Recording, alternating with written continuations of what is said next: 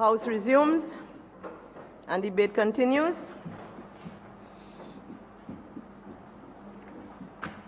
Go ahead. Thank you, Madam Speaker. Madam Speaker, I stand in full support of the supplementary appropriation which was presented yesterday morning by the Honorable Prime Minister and Minister of Finance, Dr. Roseau. And Madam Speaker, when I listened to the contributions from the members of the opposition side, it's unfortunate that they're not here at this point in time, I was a bit confused at what they were trying to put forward in regards to the supplementary appropriations.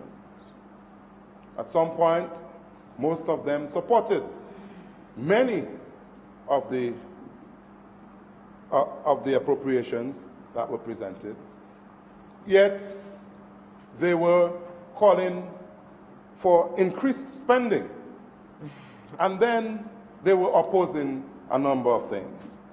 It seemed to me, Madam Speaker, that they wanted a second supplementary appropriation to cater for their constituencies and for, themselves.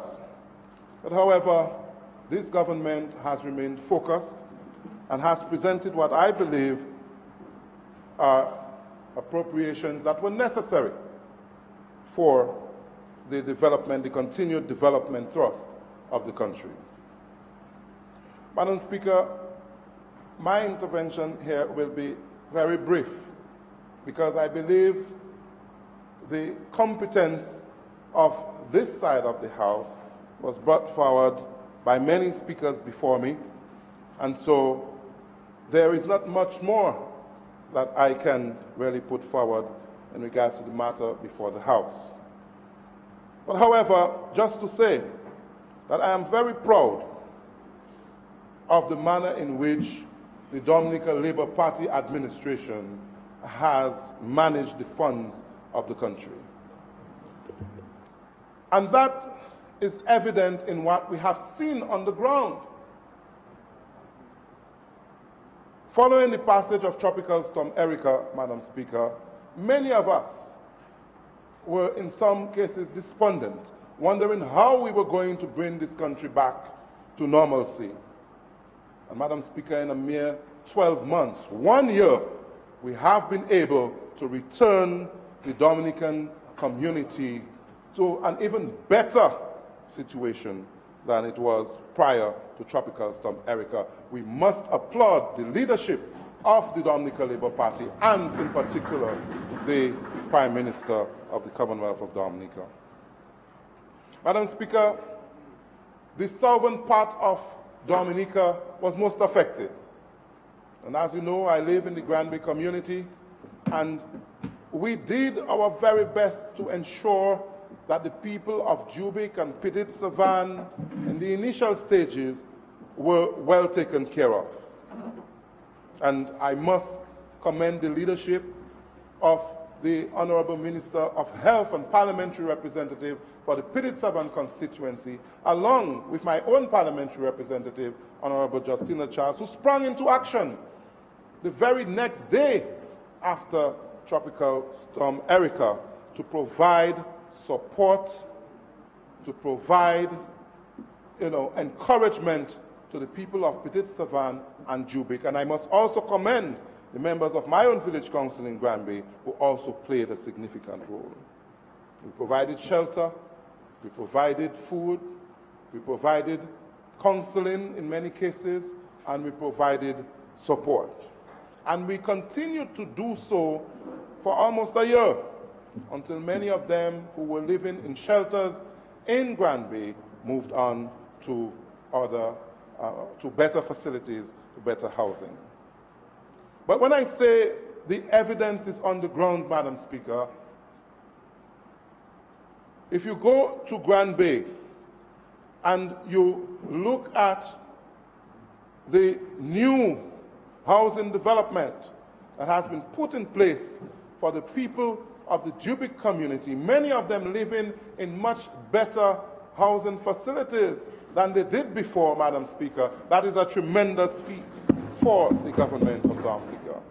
And it is only a caring and loving government that would throw its eyes on people whom, many consider to be the poorest of the poor in Dominica, and to lift them to the next level, a better level than they had been living in the past, Madam Speaker. The people of Jubic are grateful, and when that time comes, they will show their gratitude in a very tangible manner, Madam Speaker. And on their behalf, I want to thank the government of Dominica for really showing that level of support and that level of care.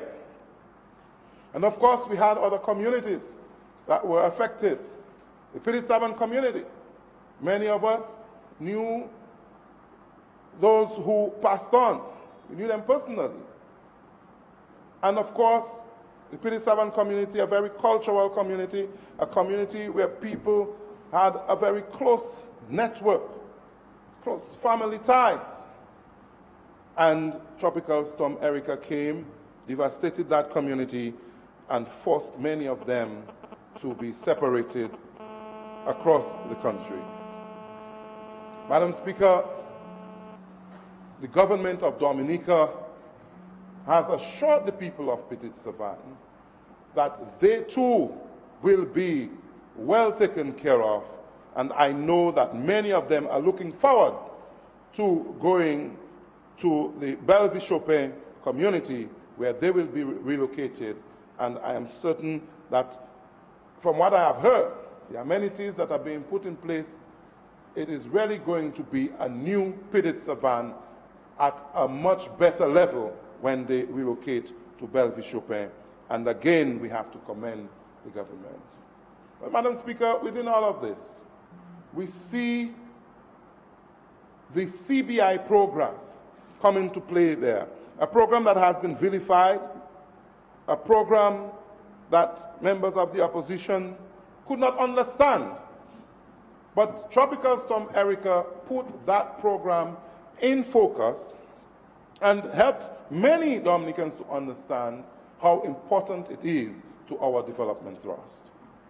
And so the CBI program and the contribution that it is making to our relocation effort is just one of the many good things that are coming out of this program. And again, we have to commend the leadership of Prime Minister Roosevelt Skerrit, who has led the effort to ensure that the CBI contributes towards Dominica's development. Madam Speaker, we will return to the CBI program in a while and its impact, because we see there under many of the heads here that CBI has really helped to sustain the Dominican economy. But I just wish that the member for Salisbury was here, because I need to clarify a few things for him. He came here and he said that the people of Salisbury doesn't know what they have done to this government, and that water is an issue for them. When I want to talk about water, I want to talk about water because, as you know, I am the public relations officer of the Dominica Water and Sewage Company, DOWASCO. Madam Speaker, as we know, the passage of Tropical Storm Erica affected many water systems around Dominica. And even today, 1 year later, many of these systems remain vulnerable. They remain vulnerable, Madam Speaker, because we had to take urgent measures to ensure that we could return the supply of water to many communities. And Salisbury is one of them. That system was seriously affected during the passage of Tropical Storm Erica. But what has happened, Madam Speaker?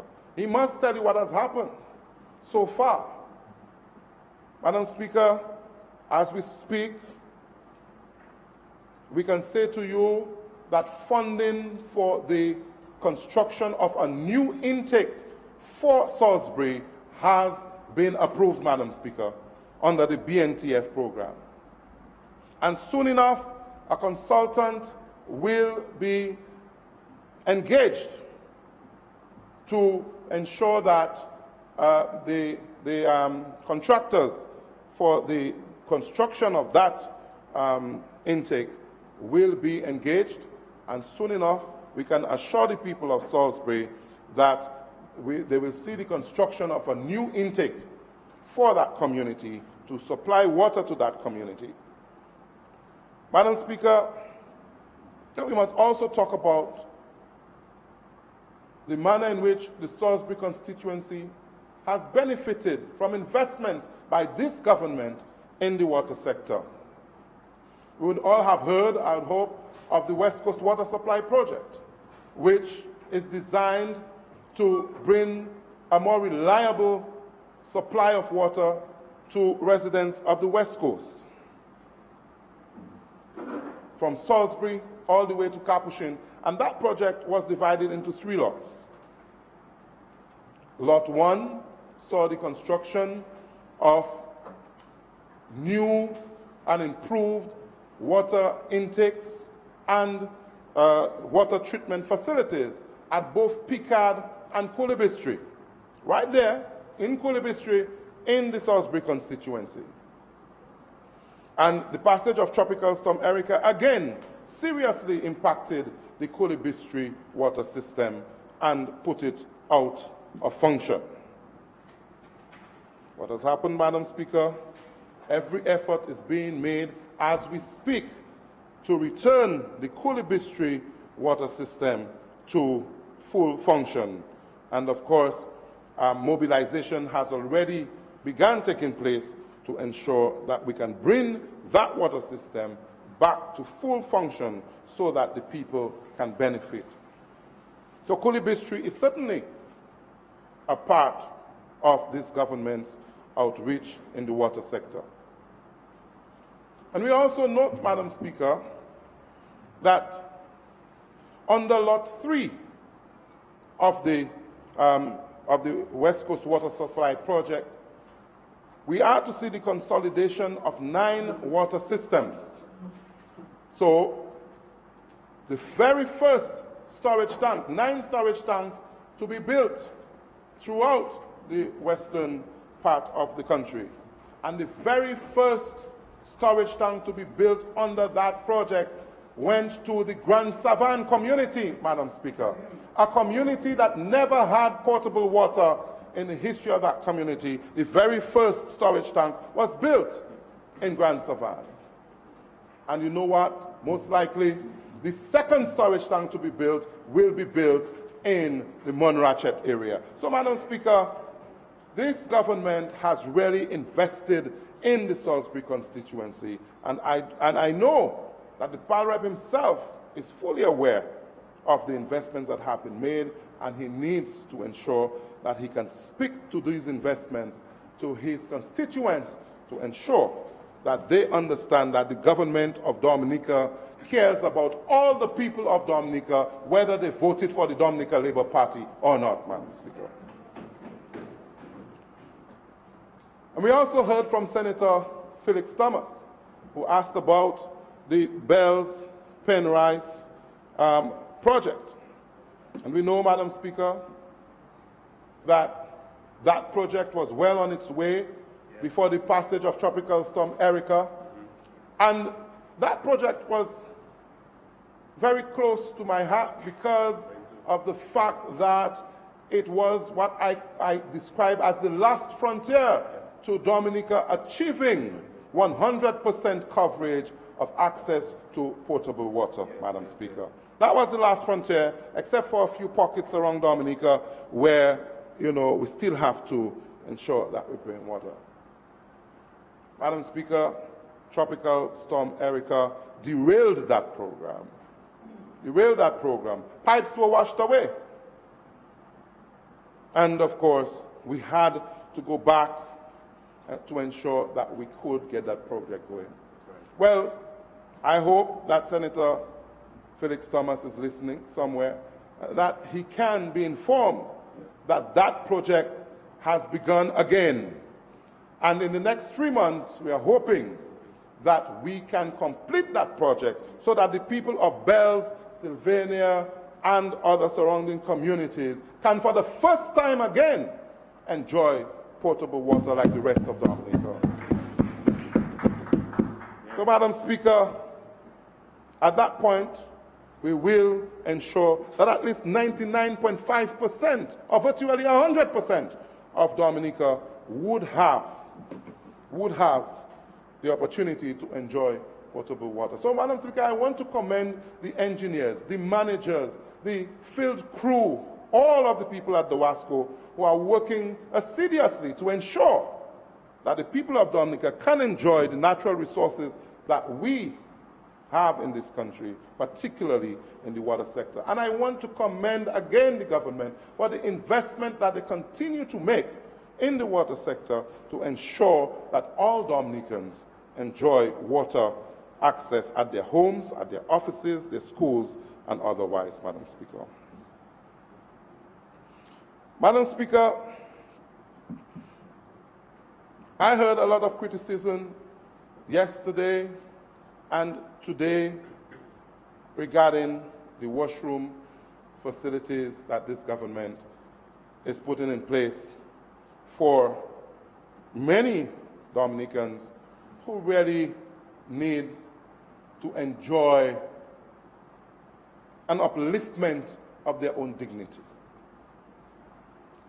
For many of the people who may have criticized and continue to criticize the washroom program, maybe they have never had an experience with what it is to use a pit latrine. But I heard the Honorable Minister of Health speak of his own experience and other people. And I'll tell you that my grandmother had a pit latrine. And as a young boy, we had to use the pit latrine. And the worst part of it, the worst memories that I carry with me on the pit latrine experience in Granby was having to scrub that latrine, to scrub it, to go out there and to ensure that it was kept clean. And you had to keep it clean because there would always be the possibility that somebody would come to visit your home and have to use the latrine. And Madam Speaker, in this day and age, should we still be having people having pit latrines that they have to scrub and keep clean, and where, all kinds of scary animals continue to exist? Can we understand that the provision of of washroom facilities to Dominicans is really a raising of their dignity, not just for the family, but in many cases we know that we are hospitable people in Dominica, and when somebody comes to your home, you want to give them a proper experience when they ask to use the latrine. Many Dominicans have had, to feel ashamed that, hey, this is where, and they find out other ways, maybe even try to get you to use the neighbor's washroom because they don't want you to use their own at home. I mean, these are the experiences that we have had as rural people. We can't hide it. These are the experiences that we have had. And so, Madam Speaker, I again wish to commend the government of Dominica for taking that initiative to ensure that we eradicate pit latrines. And yes, to confirm that anybody, any family that accesses a new washroom facility, the WASCO is fully on board to ensure that they will get a free water connection, Madam Speaker. I can confirm that for you. The WASCO is fully on board. It's a partner in the government's program to eradicate pit latrines. And so anybody who wishes to tell you that there's no water provided with the new washroom facilities, I suggest that that is an untruth, Madam Speaker. And if anybody has any problems, I'm still working at the WASCO, come to me directly. And I will ensure that they will get their free water connection with the washroom facility. And I have done so. I have done so in many situations. Many people. And it doesn't matter whether you come from Grand Bay or Salisbury or Wesley, we do not discriminate. Everybody who benefits under the washroom program, they are entitled to a free water connection, Madam Speaker, and in many cases, 3 months, free water with that. That's true. That's all it is. And many of the beneficiaries can tell you that that is what they have accessed, Madam Speaker. Madam Speaker, I want to speak about one of the headings here that some people spoke to earlier on, and that is the contribution made to HHV Whitchurch and Company Limited, a well-known Dominican establishment, Madam Speaker. I shop at Whitchurch. I have shopped at Whitchurch all my life because it has been in close proximity to the Grand Bay bus stop. And of course, we saw the expansion of Whitchurch when they moved to Portsmouth. So HHV Whitchurch and Company Limited has contributed significantly to the employment of many Dominicans, Madam Speaker, and I see no reason why the government cannot provide support to HHV Whitchurch. When the government supported another well-known establishment in Dominica that does not necessarily support the government, nobody spoke about it, Madam Speaker. Nobody spoke about it. In the hotel sector, nobody spoke about it, Madam Speaker. But today, the support of HHV Whitchurch that I'm sure employs scores of Dominicans for many years, people have a problem with that. And Madam Speaker, I fully support the support given to HHV Whitchurch and Company and wish them the very best so that they can continue to provide employment and to continue to provide products to be sold on the Dominican market. Madam Speaker, I'm also in support of the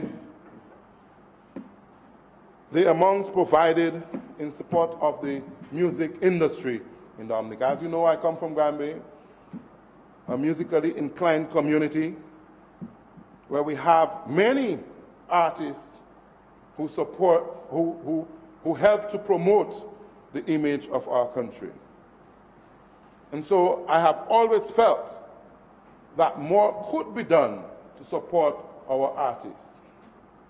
We know of artists like Chobi and the Midnight Grovers, Michael Henderson, Asa Banton, and others who have gone out there and really promoted the Dominican image, Madam Speaker. Internationally, people know about Dominica very much so because of the contributions of our artists.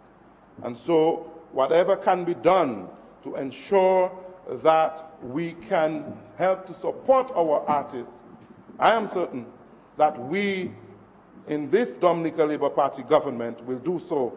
And I am just hoping that even more can be provided to ensure that our artists, be they Cadus, be they Calypsonians, be they even cultural folk singers, all of them can be given the opportunity to continue to develop their craft so that they can, continue to promote our traditional culture and our image, Madam Speaker.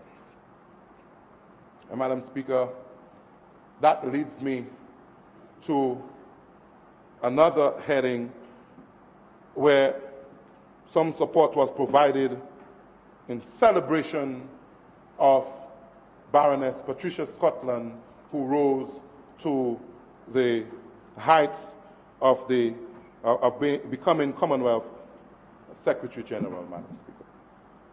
You have 5 minutes left. Yeah. Madam Speaker, I move that the Senator be given an additional 5 minutes to complete his presentation. Seconded, Madam Speaker. It has been moved and seconded that the Senator be given a further 5 minutes to complete his contribution. Those in favor? Aye. Those against? The ayes have it. Please continue. Thank you, Madam Speaker. Thank you, colleagues. Now, Madam Speaker, people have a problem in celebrating achievement. Her Excellency Baroness Patricia Scotland, a daughter of the soil from the St. Joseph community, has brought Dominica international recognition, Madam Speaker. And that is no small feat. And what we are seeing is that through the leadership of our esteemed leader, that many Dominicans are now rising to higher heights in the international community. We speak of His Excellency Erwin Larocque at CARICOM. We speak of Dr. Carissa Etienne at PAHO. We speak of course, Baroness Patricia Scotland. And I believe, Madam Speaker, in the future that there will be more who will rise to even greater heights, Madam Speaker. Not because we just believe that all we have is just seawater and sand, according to Chuck Doss, that we do not have people who can rise to the very pinnacle of the international community, Madam Speaker. It is important that we look at these achievements as achievements that can serve as role models to our young people, and that they can understand that they can achieve anything that they put their minds to. And so I want again to congratulate the Baroness, because I also served as a Commonwealth Youth Ambassador when I was young, Madam Speaker.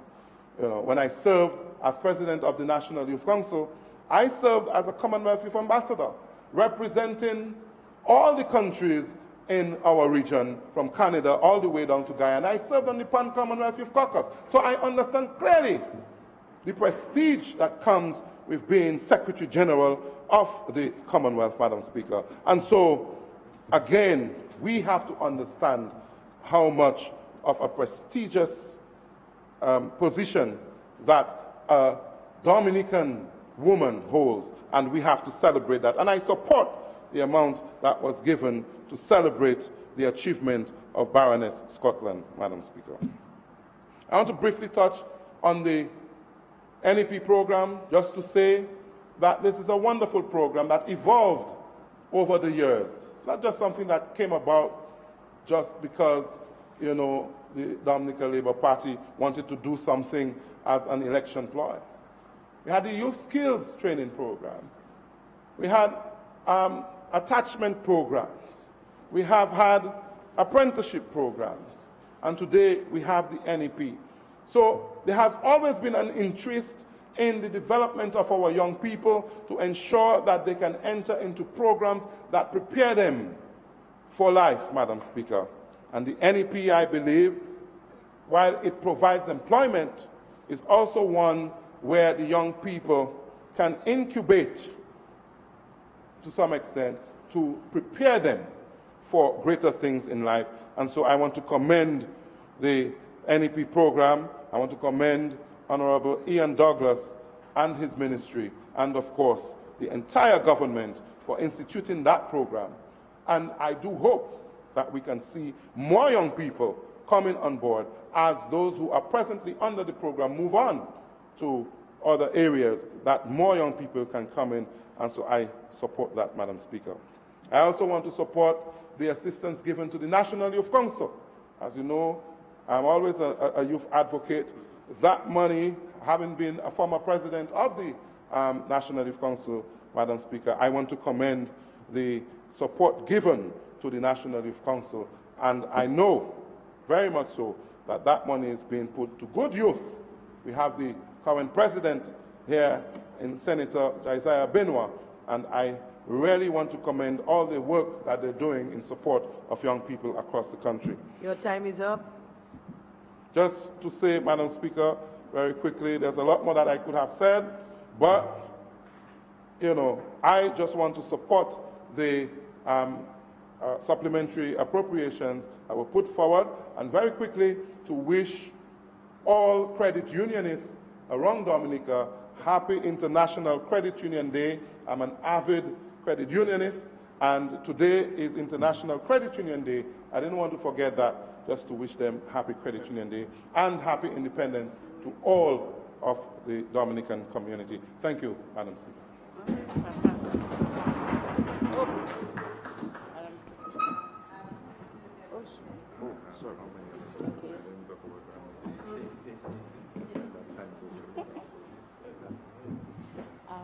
Madam Speaker, I stand to support the supplementary appropriation bill. But I want to first make the observation that while the members of the House on the other side often lament the waste of resources, they do not find it fit to be here to address the business of this country when they are being paid to do just that. So they need to look within their own selves and their consciences. Madam Speaker, a significant amount has been expended to bring relief, as shown by the supplementary appropriation. A significant amount has been expended to bring relief and ensure the well-being of families and communities that were affected by Tropical Storm Erica, and for continued activities post the storm to address vulnerabilities, rebuilding the infrastructure, and including the Douglas Charles Airport, and restoring business in such quick time, even when most of us, when we saw the airport, thought that we would not have had business for an extended period of time. And so the money that has been spent through the appropriation is money well spent, and it brought business very quickly back on track through the airport. And we continue to do the various activities.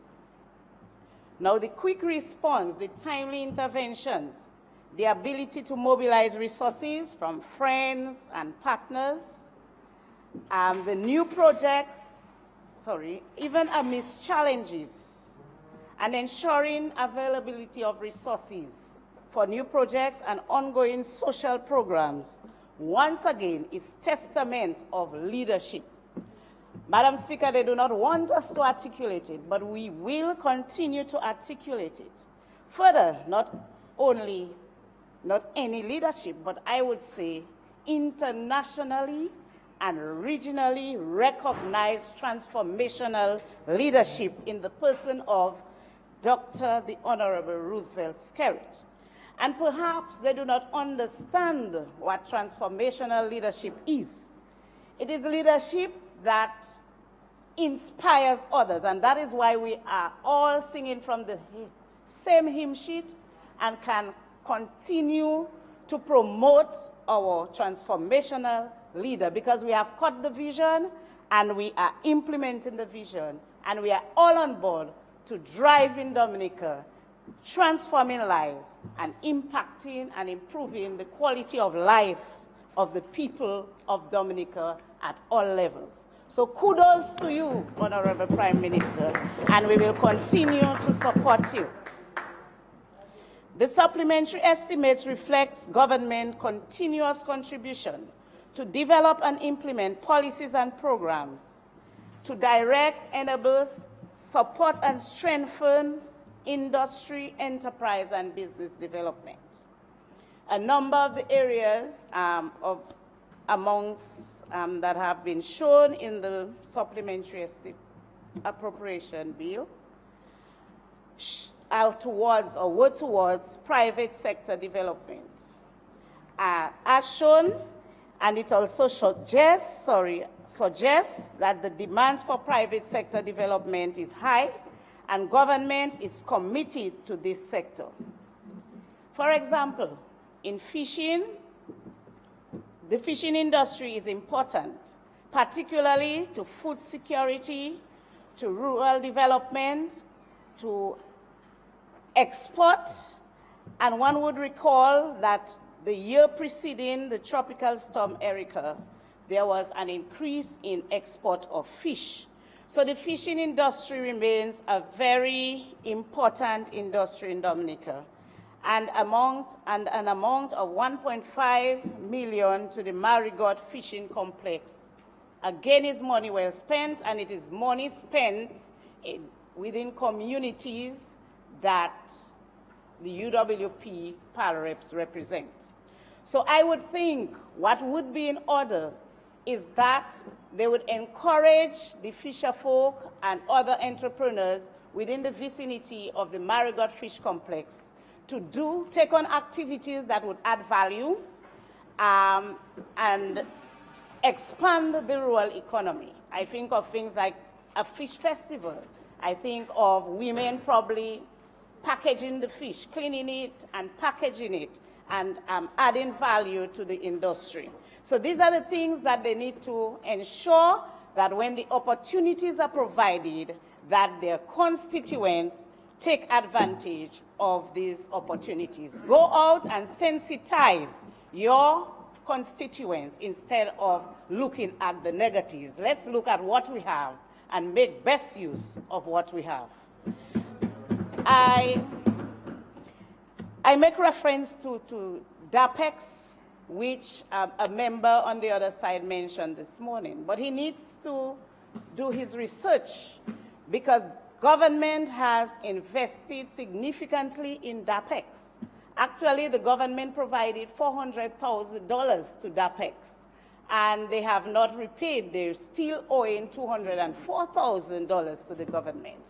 They were provided with 3 well-equipped buildings, and I do not think that they're paying rent for these buildings.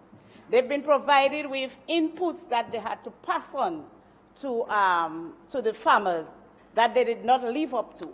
So they need to first recognize and appreciate provisions made to them. And you, the member, need to do your necessary research instead of coming here and give part of these facts. Further, post-tropical storm, well, what DAPEX have, you need to also advise them, is a management issue.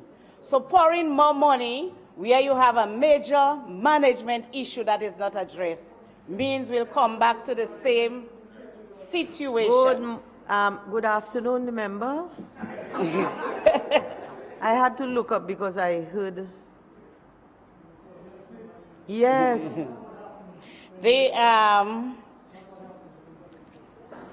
Sorry. Okay. Of 300,000, apart from this investment in fishing, post-tropical storm Erica, a number of the fishermen were affected, and a $300,000 was made available to ensure that these fisher folk can get back on stream. An important new initiative is the National Abattoir. The potential of the National Abattoir to contribute to food security, rural livelihoods, import substitution, and hence a reduced food import bill cannot be overemphasized.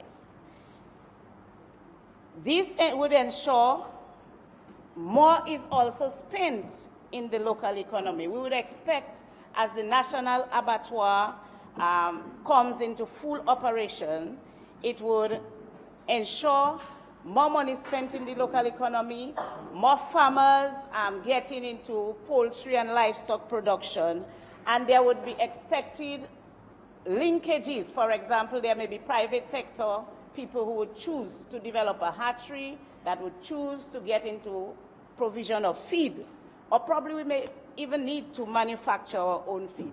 So when I listen to the opposition leaders speak about our economy, or nothing is happening in terms of stimulating the economy, I have to question whether he understands what he himself is saying. Because a number of the activities, or when you look at the appropriations made, a number of them are to actually, or were spent to actually stimulate or support increased economic activities.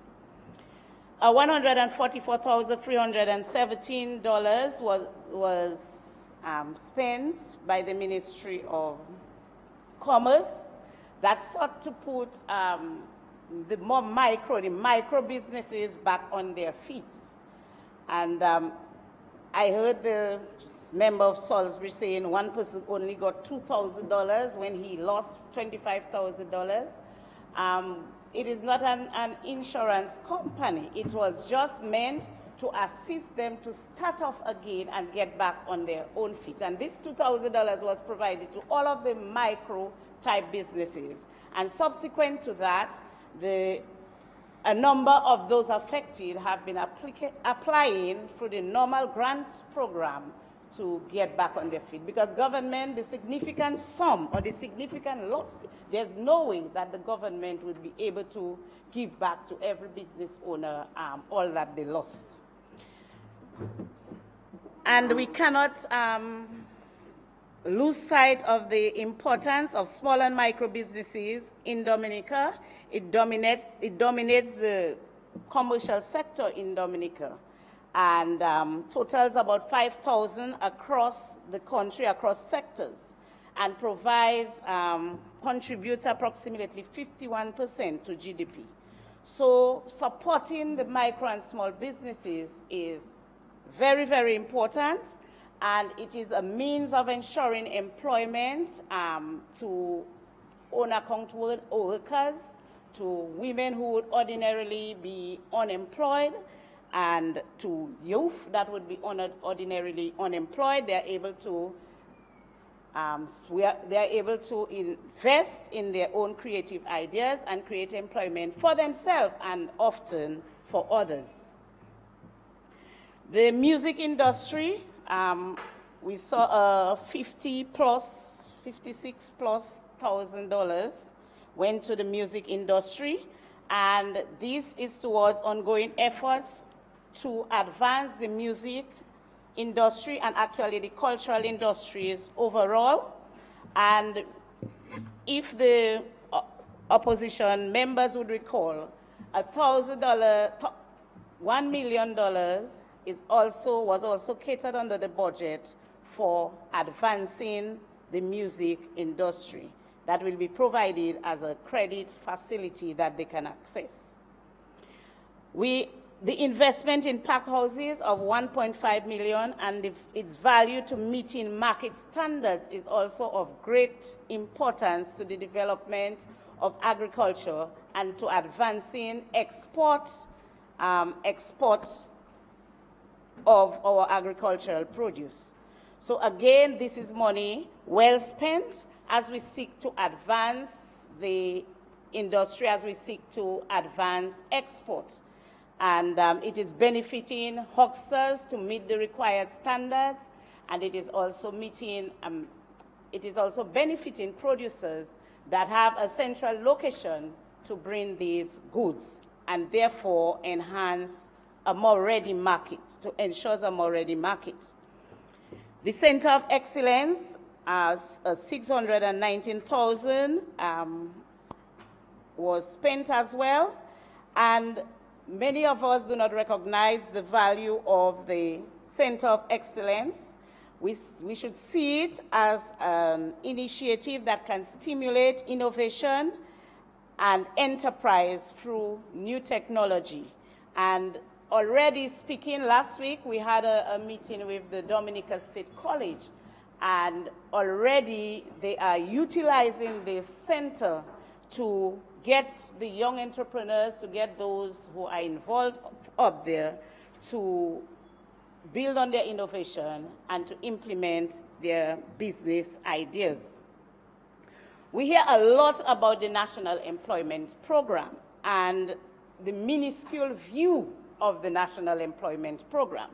But the National Employment Program, the $4 million that is spent on the National Employment Program, the value to be reaped is much more than that. The National Employment Program assists in the building of human capital in Dominica. One of the country's greatest assets is its human resource. It helps to strengthen and build career paths and transitioning into the formal workforce for many young people. The acquisition and transfer of knowledge and skills and worthwhile experiences that otherwise these young people would not have had. And we know that many young people, when they apply for jobs, they lament the fact that often they ask for 5 years experience. So experience gained through the National Employment Program puts these young people on a better footing in being able to access job opportunities. It also allows for contribution to family, to community development, and service to others. As we go around the country, we see, I know for Pebbles that people feel so good that they can see their communities so clean and green and with flowers, and so it brings that sense of pride to communities. And I want all of those under the NEP program that are hearing me to tell them that they should feel proud of their contribution to their community.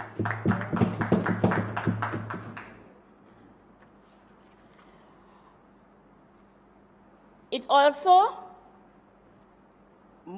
most of all, or very importantly, provides income, so it contributes to income earning that these people who are engaged can support themselves and their family. And it is, when we look at other countries, there are other countries that contribute to the welfare of, they have their own welfare program, they have their own food stamp program.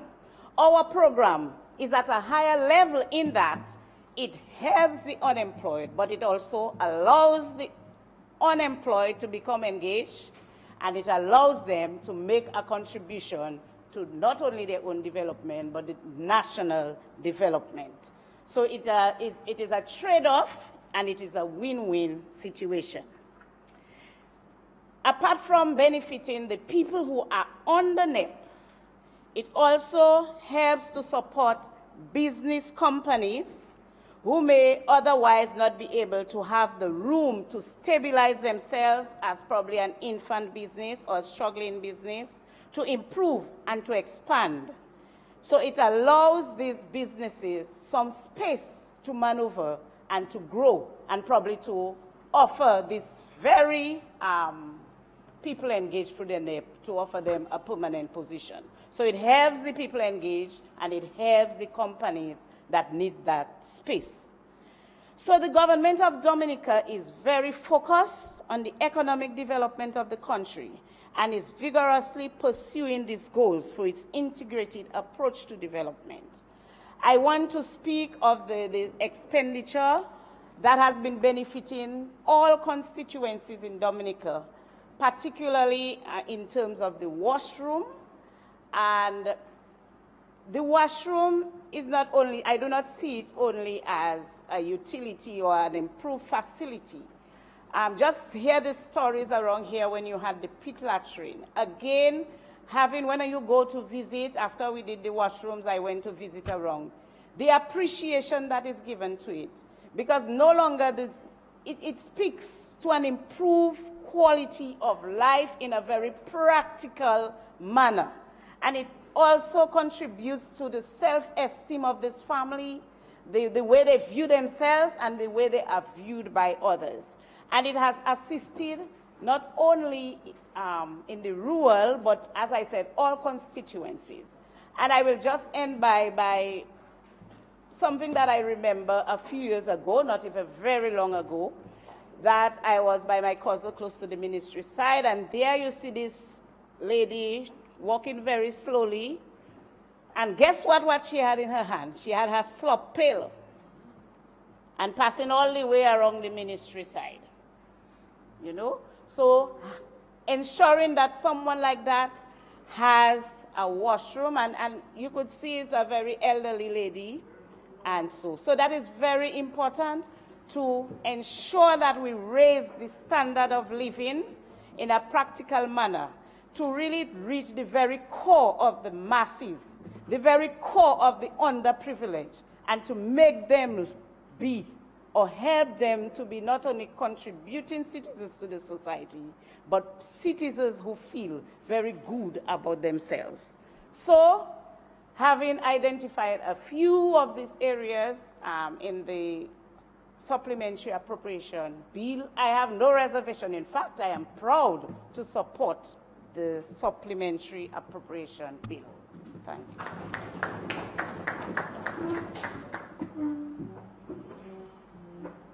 you. Madam Speaker, I rise to give my full support to the supplementary appropriation bill for the period 2015 June to July 2016.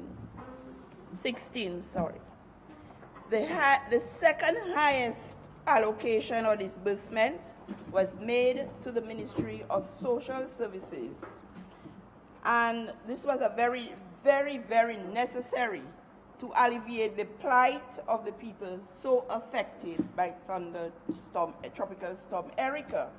And for this, they say leadership is everything. I noticed this morning it was said that for us to get a clap, we need to praise our leader. But leadership is indeed everything. And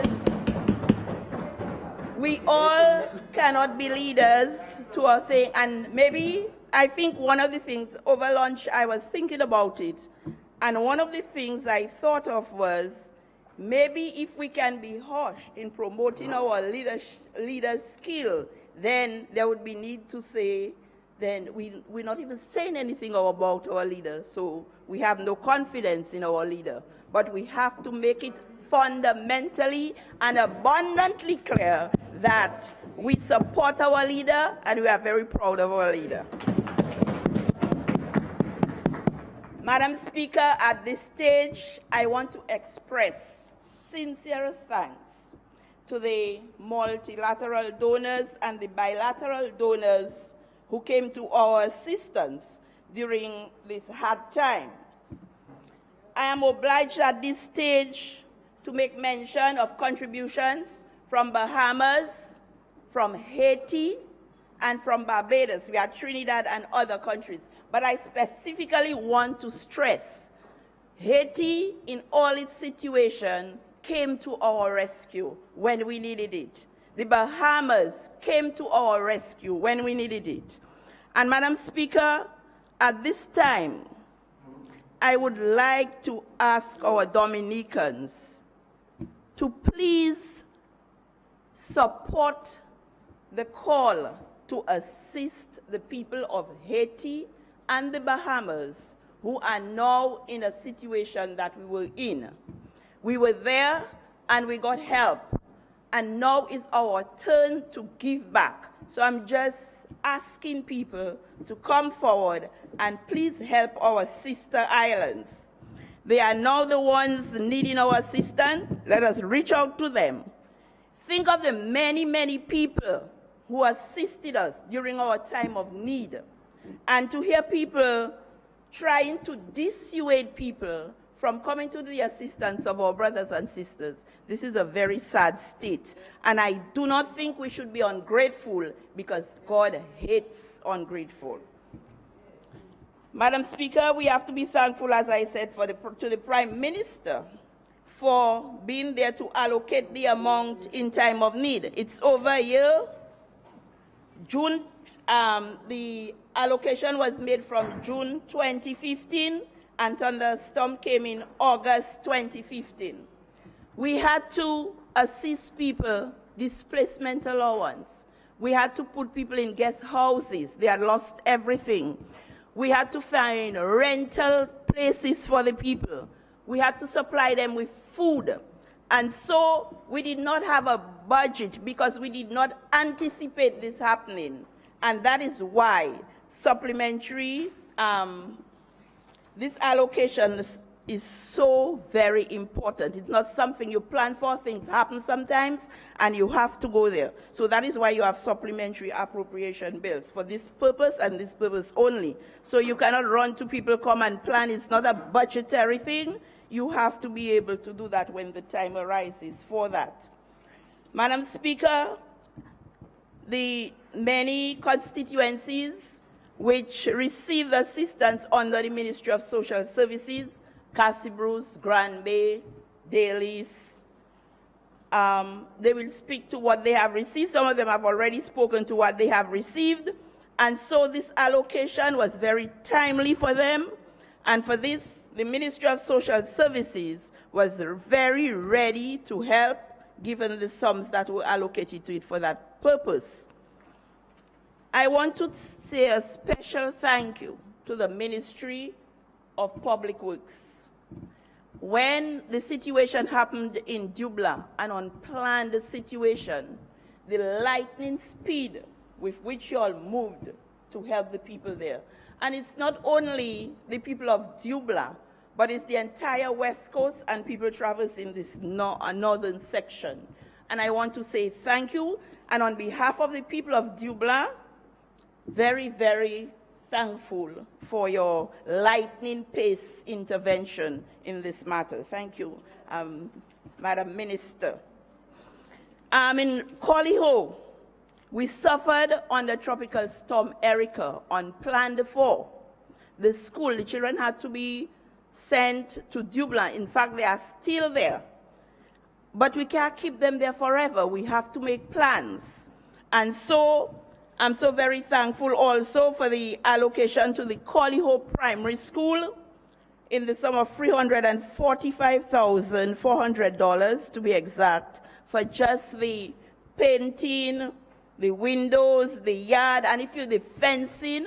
And now we are in the process of building the washroom facilities for the school so that the children can come back to their community to have school. Thank you very much, Mr. Prime Minister, for your consideration, because we had a program under the CDB for the Qualiho School.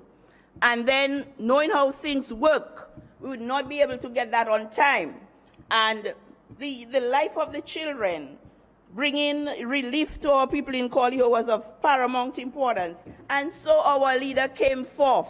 And I have to say thank you to my leader for that. Thank you so very much. Under the Ministry of Social Services also, I have to go back to the allowances that we had to pay to the different communities. Petit Savan being the community most affected. And a lot of this money was expended on the people from Petit Savan. It's true government is not an insurance policy place, but it's the caring nature of the government. When many people thought after 1 year maybe we must let them go and let them go on their own, they should have picked up. We are there, still going through with them. And I think that is what, excuse me? No. And that is what governments do. That is what governments do, not taking people under stabilization and doing all those kind of things where 40 days, 1 month business, money is timely, and we are there to help. You can have governments from, different governments do different things. And again, it comes back to leadership. It comes back. We know what we went through in the 90s, 1995. Those of us who worked in the service. And, some of us whose mortgages went in excess of 4 years because of the levy that we had to undertake. And so it's only fiscal prudence and good leadership that can get us to where we are today. Madam Speaker, I would like to say on behalf of the families from Qualiho who are affected by Tropical Storm Erica, some of them are patient.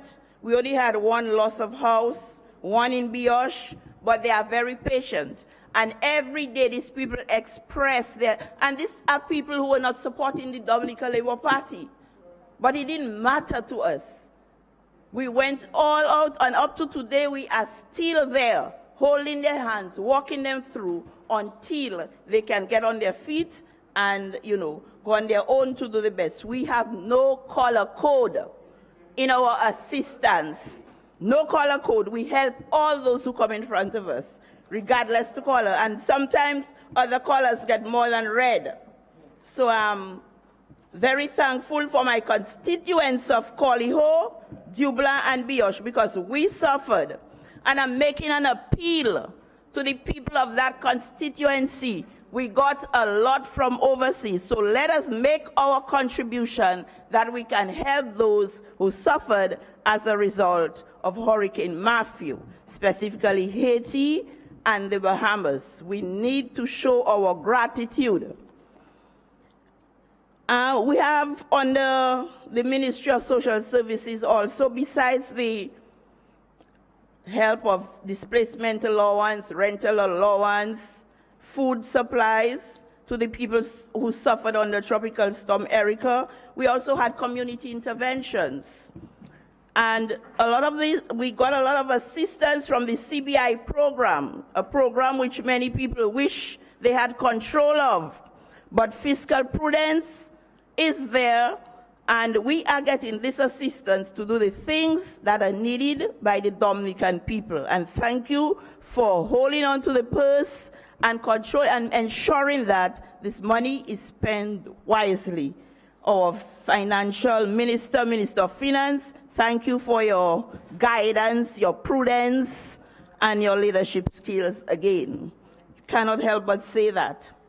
Now, the communities of Grand Bay, Cassie Bruce, Petit Savan, under the Ministry of Social Services, it's not money that we put into the PAREP's pocket. It goes through a system, and everything can be accounted for in record time. If you want the accounts of that, you go to the Ministry of Social Services to see how this money is spent. It's not money placed in PAREP's pocket. It's placed in village councils, some of them, and some through the constituency empowerment, so that we can get things done for our people. And that is what we do as a Ministry of Social Services, to assist our people to ensure that the quality of their life is really great and that they live in dignity and pride. Madam Speaker, as I said, I was going to be very short in my intervention because this is just supplementary appropriation and I'm only speaking to that. And I want to mention one thing for my constituency again. Under the National Employment Program, I heard people saying we have people of CXC working on the roads. But since in the 80s, when I was in the States then, long time ago, people had their degrees and they were like shop stewards in the United States of America. In the South where I was, you would go to the supermarkets, you'd find people, they have their first degrees. And then something, pride.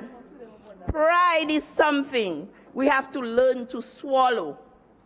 And sometimes, as the world is getting, everybody's getting a degree. Very, very soon from now, entry requirements for janitorial services will be a first degree. So please remember that. Entry requirements for janitorial services will be a first degree. People are hungry for education. People are fighting, and so the competition is tough. CXCs and GCs are no longer the entry requirements. Everybody's going to school now. And then if we help people in the public service to reach that goal and to achieve the potential they are trying to reach educationally. So take advantage of what is there because we'll be left behind. At this stage, Madam Speaker, if you permit me, let me just express my condolences to one of my constituents who lost their husband last night. And I just want to say, my thoughts are with you, Mrs. Bertrand. And it's a very sad moment, but God knows what he's doing sometimes. Now, at this stage, I just want to say I fully support this supplementary appropriation bill. As the money is spent, it's already gone and spent wisely. So thank you very much, and may God bless this house. Enjoy the independence, take part in the shows that are going on, support the culture so that we can live in peace and harmony in this country. Thank you.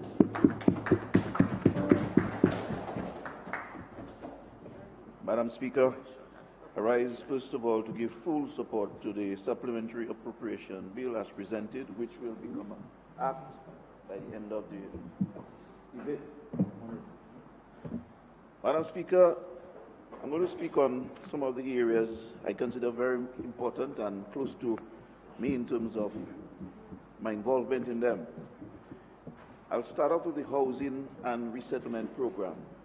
Madam Speaker, post-tropical storm Erica, we had numerous challenges in Dominica. They were serious. We visited all the families and the homes, and we saw what happened in Dominica. It's very, very disturbing to listen to the members of the opposition criticize some of these programs. I mean, I don't understand what's happening. They have supporters in this very area. I mean, we have most of the supporters there, but they have some supporters there. So at least they need a heart sometimes. You should have a heart sometimes. When I spoke with some of the experts who had witnessed some of the resettlement programs in their country, I can name some of our sister islands who suffered when we had these major storms there. And when they visited Dominica and we spoke with them, and in less than a year, we had this the first 50 homes practically almost built. He said to me, this gentleman, because he worked in the country island as well too, said to me, you all have done well. It took us over 2 years to get half of what you all have done in less than a year. And for the members of the opposition to come here without facts, to make statements like that, is very sad. But let's leave that alone, it's obvious. Now, Madam Speaker, the folks at Dubic, they're happily settled in. We have some more work to do on the program, of course, because, I mean, it's a work in progress. And I want to assure the residents of Petit Savan that we have a serious development taking place for them, where government has acquired 46 plus acres, where we're going to put on a modern housing community for them. And every single person in Petit Savan will be settled there. And the contract has been signed, and that this project should start very soon. As a matter of fact, I spoke to the developer sometime this morning, and he mentioned to me that he signed most of his major agreements in terms of getting houses established in Dominica. So that is coming. So this is money well spent in terms of helping, in terms of the infrastructure, in terms of the roadways, and what we're doing. What we're going to do in Dubic very soon, so make sure we complete the roadways, the retaining walls, and we'll have the place looking beautiful. And there's a lovely view of the Atlantic, I think, from up there, and it's very, very beautiful. And it's all thanks to the Dominica Labour Party and what they're doing for the people of Dubic in terms of resettlement, giving them a real brighter future. Now, Madam Speaker, the NEP. I heard members here try to play around with the NEP. Actually, the NEP is part of my, I was born in the NEP, Prime Minister, his baby. I was born in it. And I remember when we launched it. And the critics said we're going to probably do it for 1 year because we're getting to an election. I mean, elections are long gone. They came, they left us, and it's moving and it's expanding. And I want to make sure we understand that we are selecting people across the board. The people who have gone to the college and they have graduated, there's a different level for them. The university graduates, a different level. Those are the masters, a different level. And of course, those who have their skills at a different level. If you go to wrong Dominica, but if you go to my constituency, I'll just speak of my constituency, the NEP, because it has helped me tremendously. When you look at Mont Prosper, Wharton Waven, Trafalgar, Loda, Cochrane, and everywhere in the Roseau Valley, what we have done, and we have sort of tweaked it a bit with tourism, because we know the cruise season is about to open, but during that little lull period where the vendors weren't having a lot of the business taking place in terms of cruise tourism, what we have done, all ladies, we have engaged them on the roads in terms of beautification. And if you drive to Trafalgar right now, you see sort of marvelous job that these people are doing there, or ladies are doing there. And I must say, I'd like us to engage them more throughout Dominica and how we can really hold our ladies and get them to even do more things and earn more, because they are really, really helping us. And this government, the Dominican Labour Party, we are very, very sensitive to all Dominicans, but in particular to our single mothers and our ladies. We care about them a lot. Unlike the gentlemen, the members of the opposition on the other side, where they really just bash our ladies. And the ladies, I heard someone this morning, Dr. Paul, I think, when she mentioned 3 things. And she mentioned about the ladies and the importance in terms of reproduction, production, and community development. I found that was a good way to coin it. And it's stuck in there, so I thought I'd mention it right now. And this is what this Dominica Labour Party is all about in terms of the NEP. Now, the member for Collier just mentioned a while ago in terms of the level entry. And she's right. Soon from now, the level entry, I remember the days when I much younger went to school, a BSc was a big thing for us. It wasn't about in a particular field, you know. It was just getting a BSc in anything, our degree. Not now, you know. We had to be careful with that. The world has changed. A degree is something getting to be very basic right now, and we have to look at the entry requirements. Yesterday, for example, we graduated over 300 and something young persons, 2 something, whatever it is. And Madam Speaker, these young folks, most of them, those of them, some will go on right away to study, of course. Some will want to remain for the experience. But this is the importance of the NEP in terms of placing them in terms of, as Mr. Senator Regis mentioned, in terms of training for these young people to get them equipped for the job industry. So I want to say to the Minister of Employment that continue doing a good job, sir. You're doing a very good job. And I want to say to the Prime Minister as well, too, that baby that was born, I know you all don't want to hear us talk about our Prime Minister, but I'll be very honest with you. I'll be very honest with you. I feel proud to talk about my leader. I have no problem with that. But I know it's difficult for you all. I know it's very difficult for you all to talk about your leader. It is rough. The Prime Minister doesn't have, the Prime Minister, his tongue is understood, is natural. He doesn't come and rub his shoulder, it's natural. This team here is unified. We can praise and raise our Prime Minister, but I know it is very difficult for you all. Actually, I feel for you all. Because, I mean, I try to put myself in a position, no, I'm coming to it. Leadership, all that. I try to put myself in your position. To be honest with you, to sit here is rough. It's rough. Yeah.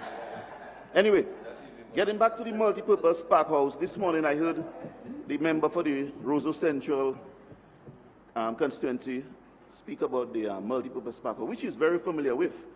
And I know him very well. We worked together for a little while there. But he told me definitely that he had to try to score a few little cheap political points, and I respect that. Where he told me he knows what's going on, you know. He knows it's a project. I knows exactly when, you know, with the CARICOM Development Fund and how the money flows. He's aware of it because he was part of it. But he had to try to score a quick point on my colleague here. So I'm just making sure I clear up that cheap point right away. The park houses are very important.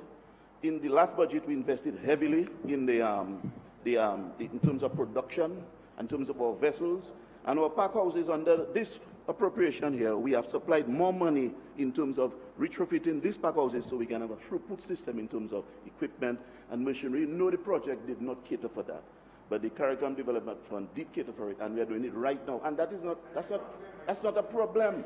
As a matter of fact, the government should only be commended for something like that. Only. So I hope I cleared up this one, because it's important that the listening public understand the facts of this whole thing. As a former Minister of Trade and Agriculture, and now in planning, I think I have a good history of it in terms of the sequence and the chronology.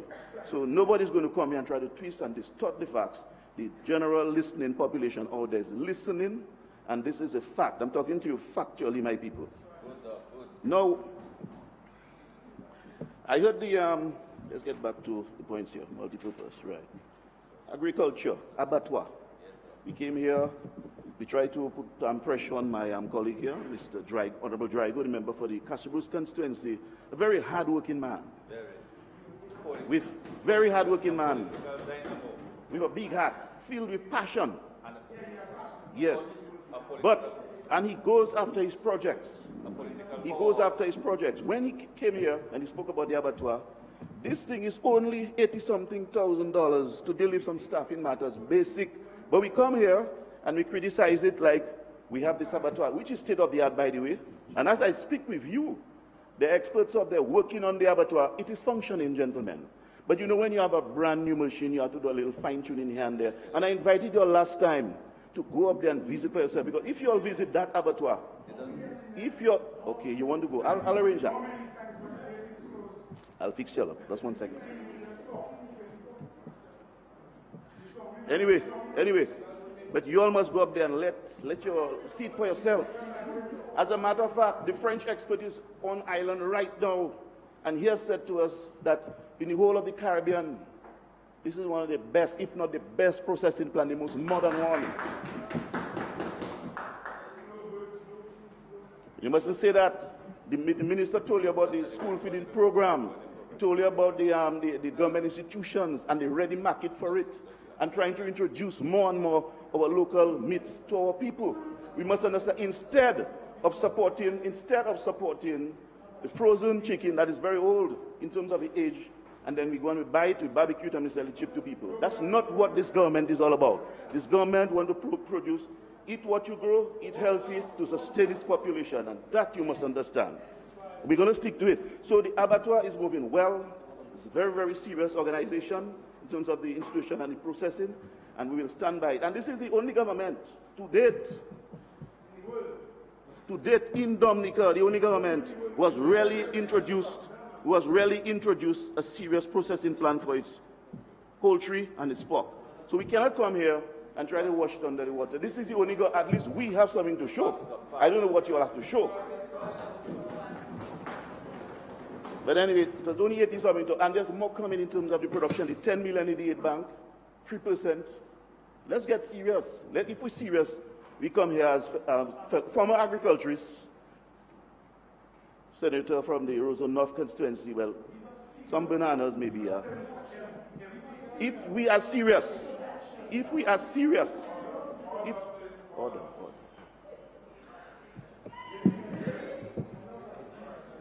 All right. Yes, it's a very important presentation. Please listen. Okay. Mr. Speaker, thank you for putting some order here. We go on to the other part of the, I heard this morning, again, Senator Thomas, and we'll speak to it just so in terms of the pit latrines. I remember the experience. I remember that experience, as very young, And in those days, you know what was the fear for us? The cockroaches, the mabuya, the lizard, centipedes, the liquor smell. I was a liquor stench. Relax. Don't listen to that gentleman. Listen. And you know at this there. And you know something? I am boss. I know about pit latrines. You know, I was very impressed with those in the Kalinago territory where they had a double chamber thing. And I'll be honest with you. I was impressed by what I saw, but that was happening those days.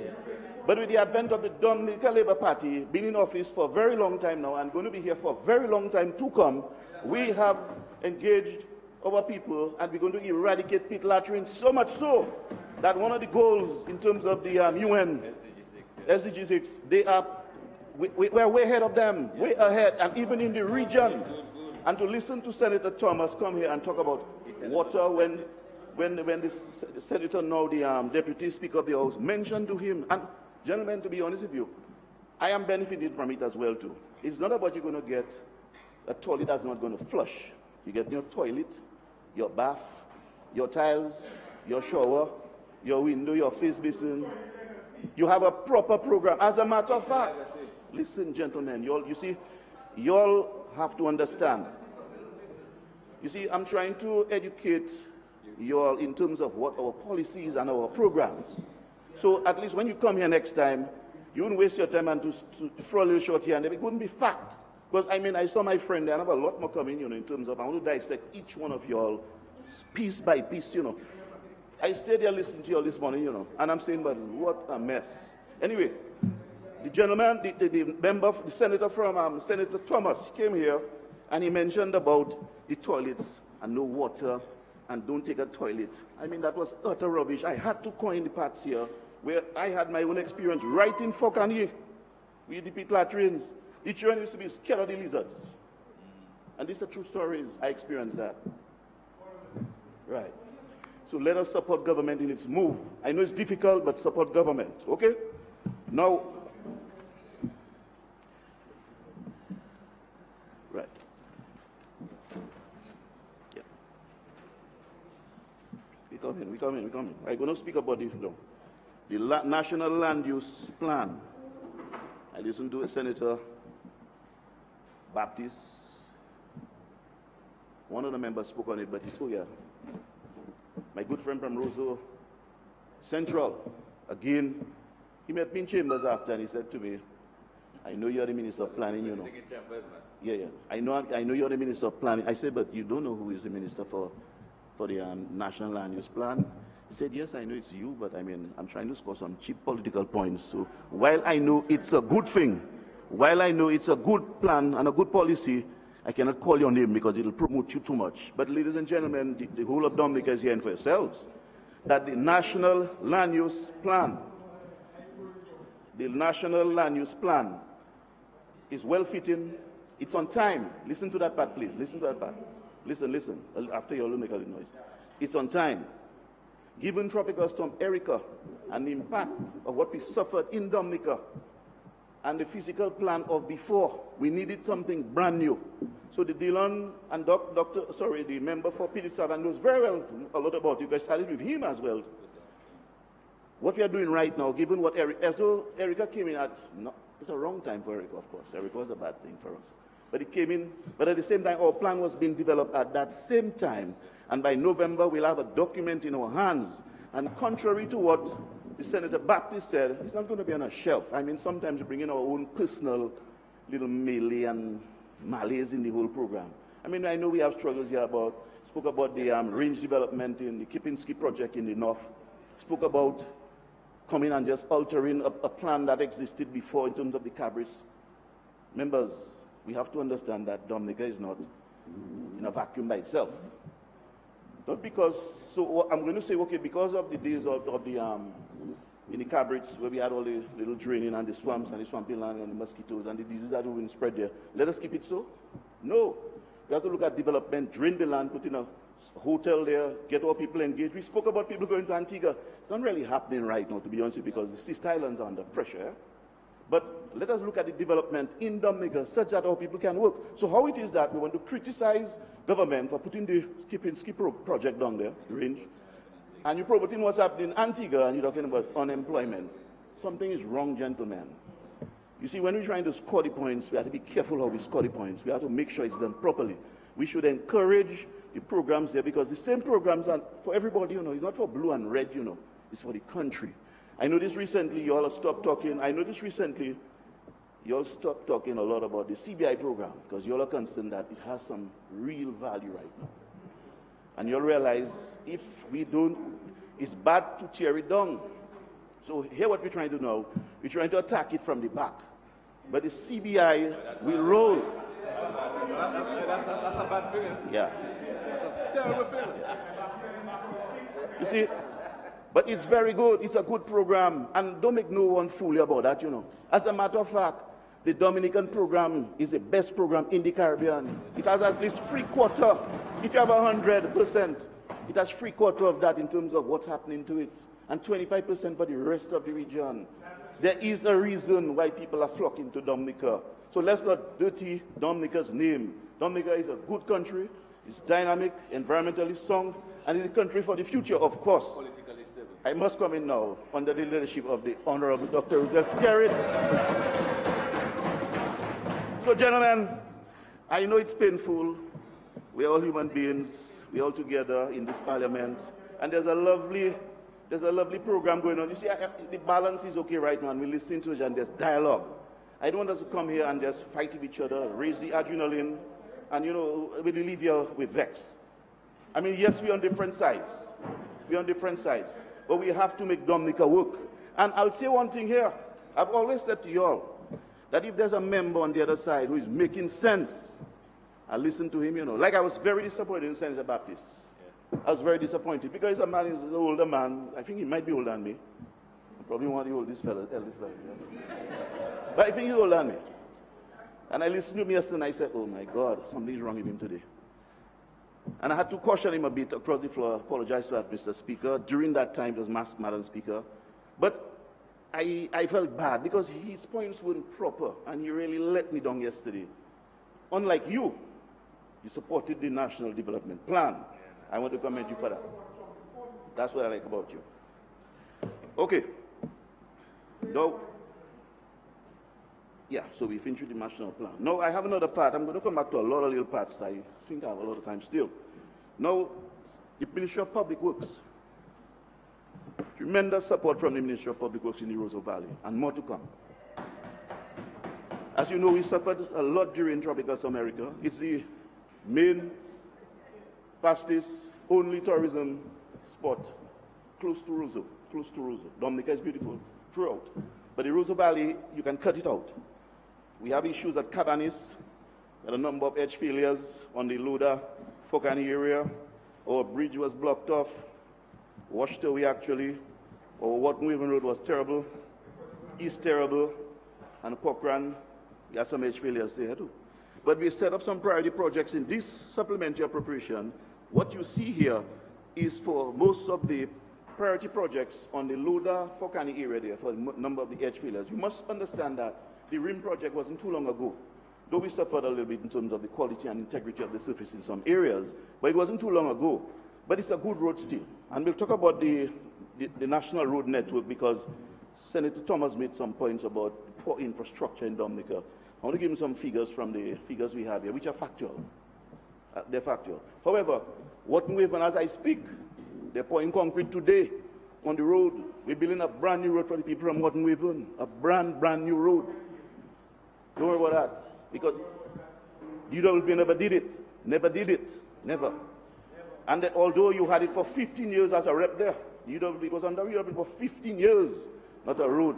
Mount Prosper was under UWP for 15 years. It took me the first time as Labour Party, after 30 years in opposition, to do half of the road for them, for my people.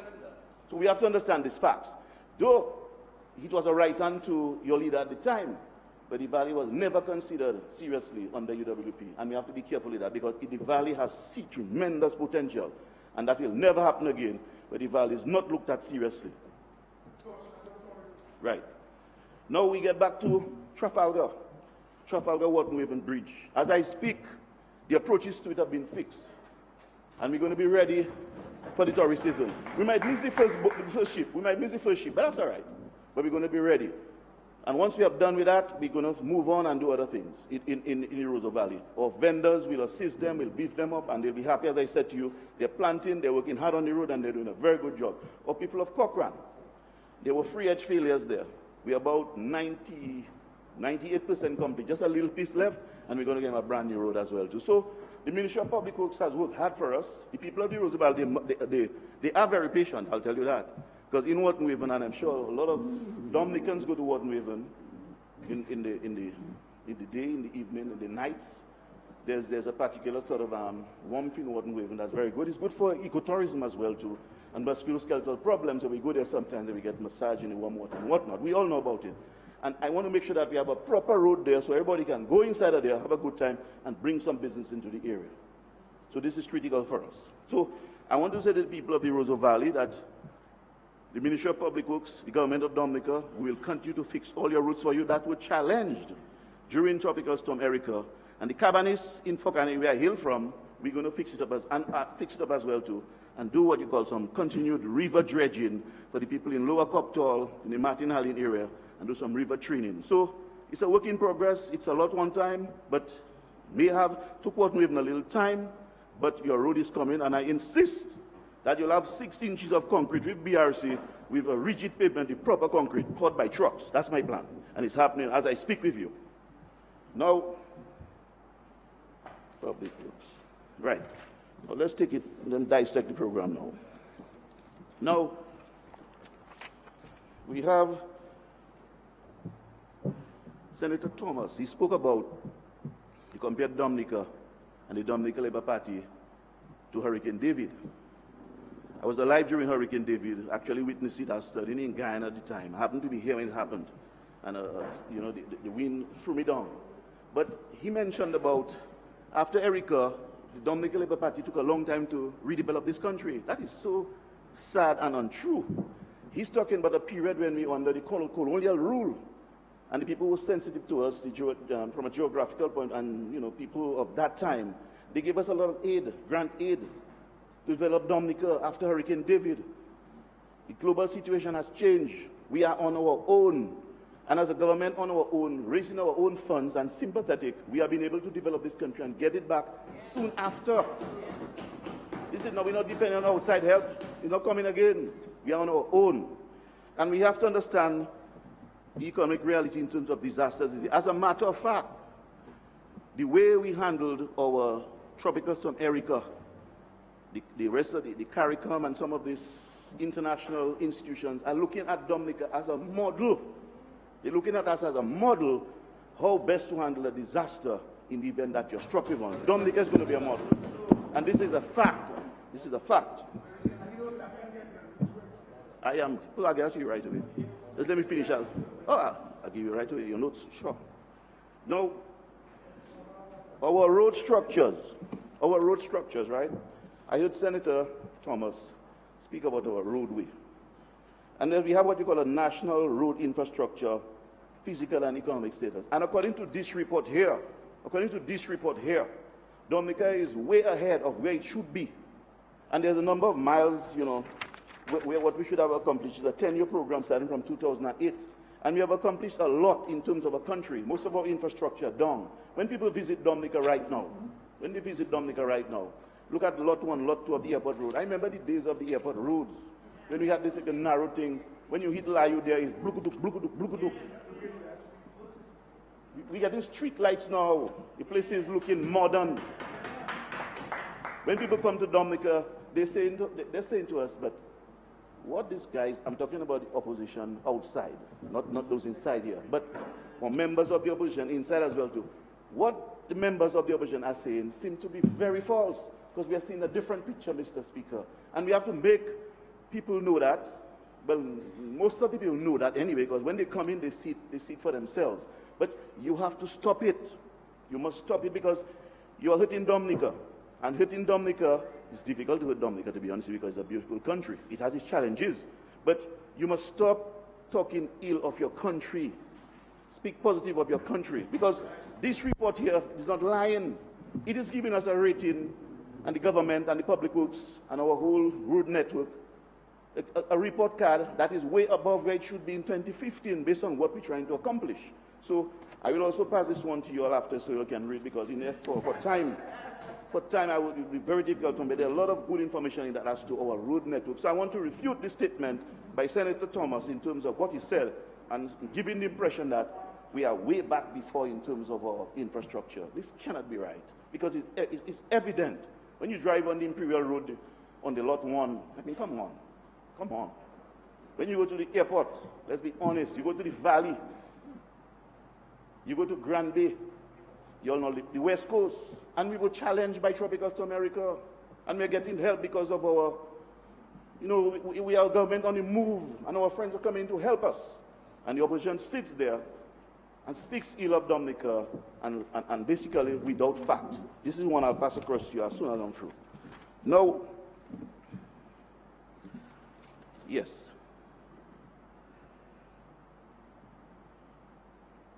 Someone mentioned, one of our senators mentioned about St. Kitts and compared Dominica to St. Kitts. And I happen to have experience. We'll come to the apex at the end. I'll use the apex, the last for the best for last. Where they mentioned, they compared us to St. Kitts. And I've had the opportunity to sit at some of these heads meetings when I used to be in the Ministry of Trade and CARICOM Affairs. And the Prime Minister said, I hate talking about the sister Caribbean islands and their leaders. But when we come here, and oh yeah, it was the leader of the opposition, worked a little stint, I think, with the last government during the political period, and they lost as well too.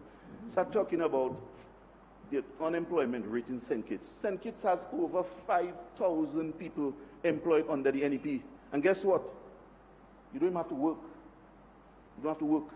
You're just employed. We don't do that in Dominica under the NEP. So we cannot come and use these figures to compare in this house.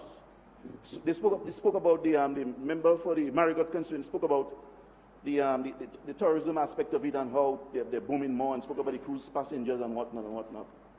St. Kitts is doing something that's hurting them. They're subsidizing the fuel. We don't produce fuel in Dominica. And I can tell you this is not a lie. You look at some of the other islands who are subsidizing the fuel, and it's affecting them.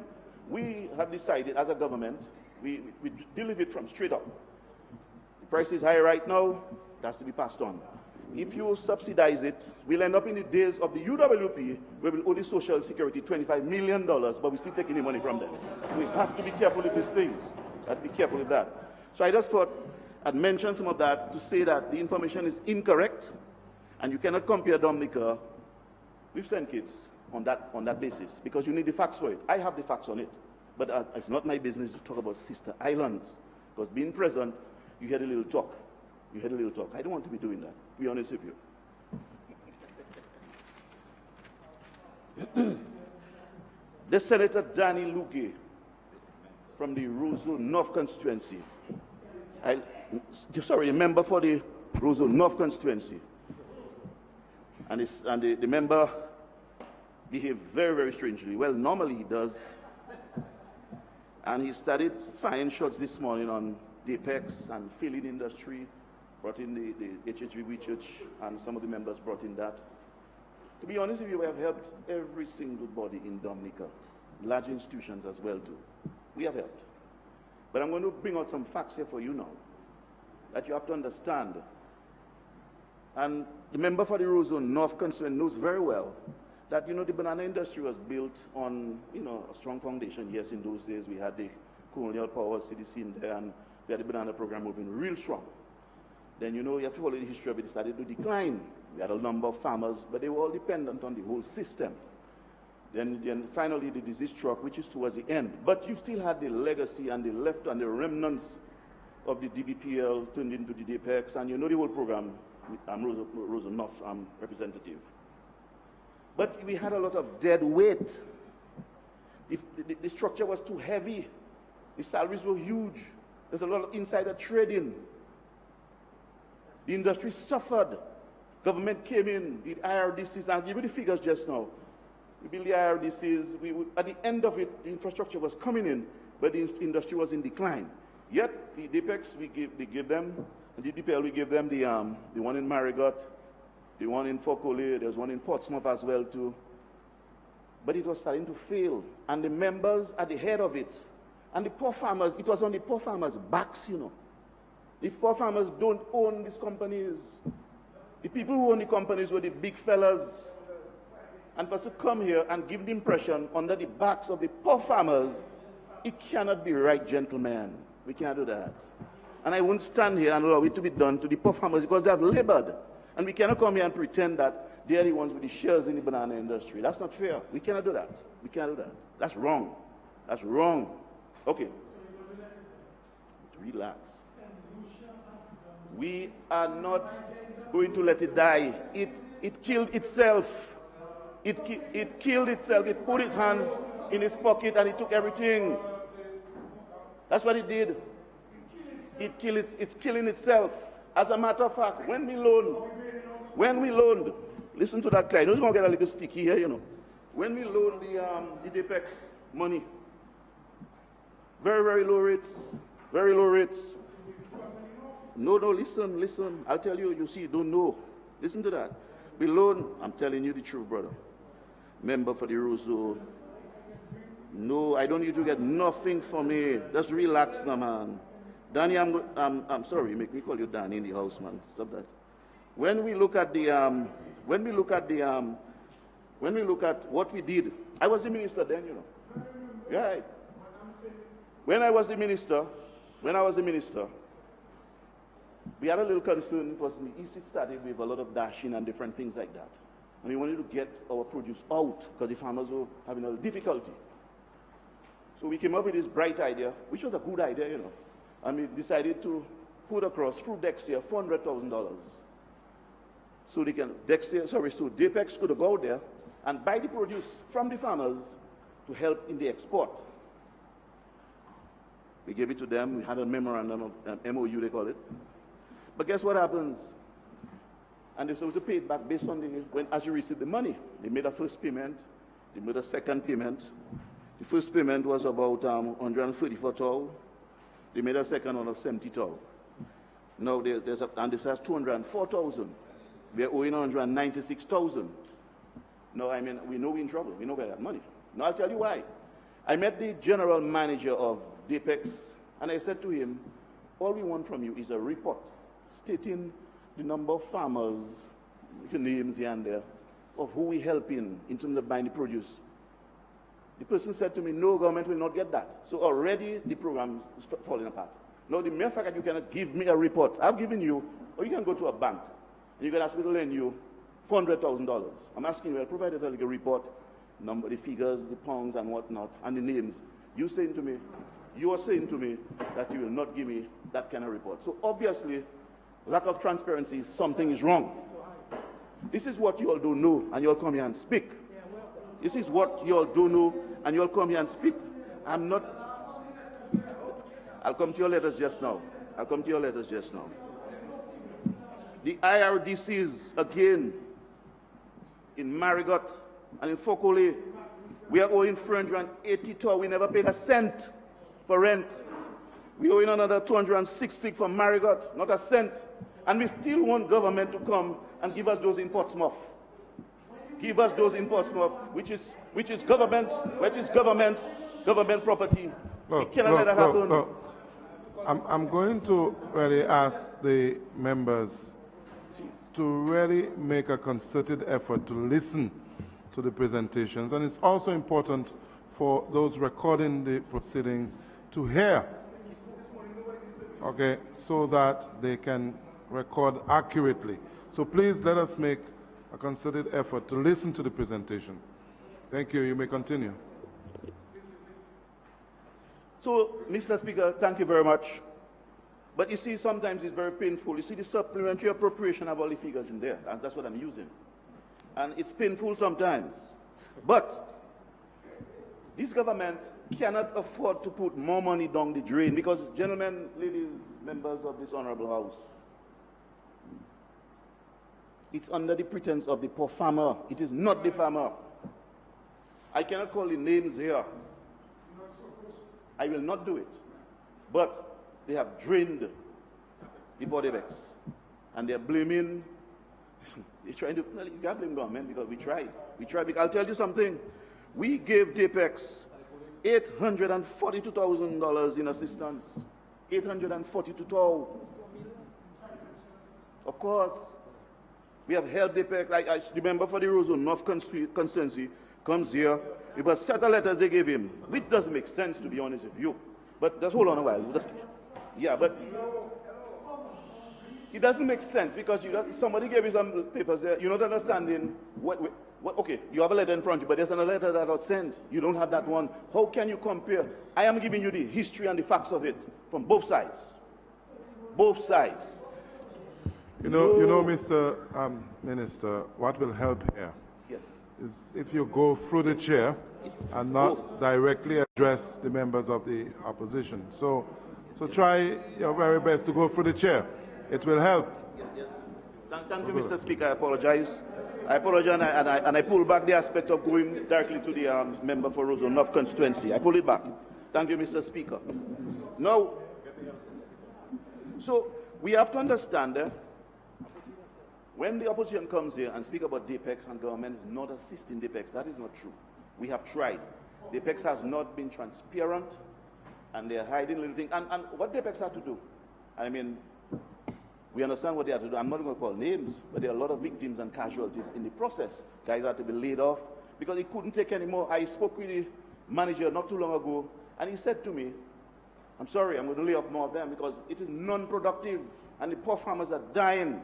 They're dying, and the farmers don't only. I went to DAPEX recently to buy some agrochemicals, and I realized the thing is really hitting rock bottom. But you see, with things like that, Mr. Speaker, what's going to happen is you'll have germination of new industries and new businesses, because agriculture is buoyant and it has to continue. DAPEX, DBPL, DBMC, in those days, it worked, but we have a different structure altogether. The investment we have placed in agriculture, and we still have challenges. We have challenges. And we'll hit them, we'll hit them head on. We're looking at establishing the banana unit, getting the folks in there, developing an extension wing, and working. We cannot work with all this, the large acreages of before. We cannot. And then build that market slowly and let's move with it. Agriculture is changing a lot. In those days, there's no black sigatoka, but it's a reality here right now.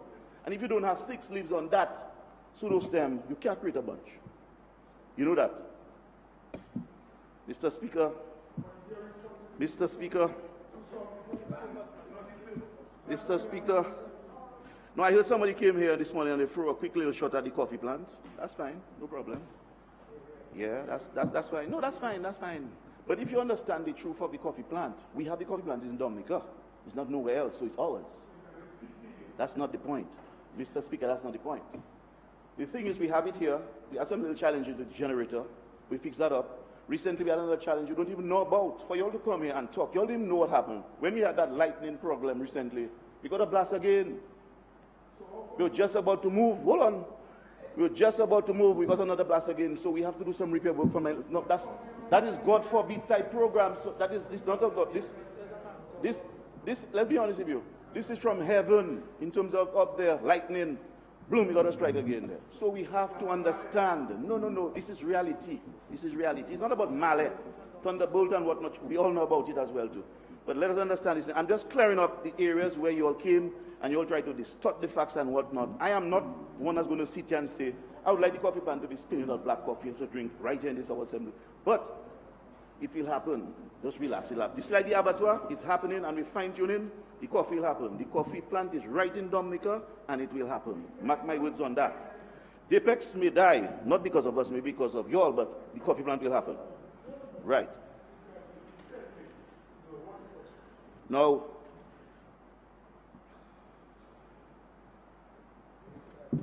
but anyway, I don't want to spend the whole night here tonight, but I want to make sure we understand a few more things before I leave here, Mr. Speaker, to say that I totally support the Prime Minister. I must say, based on the House of Assembly and what happened a few days ago, but even you yourselves, through you, Mr. Speaker, even you, members of the opposition, your leader came here, he brought a vote of no confidence on my leader. It was a major blunder. You're not seeing what's happening in the chats out there about what the catastrophe that took place here.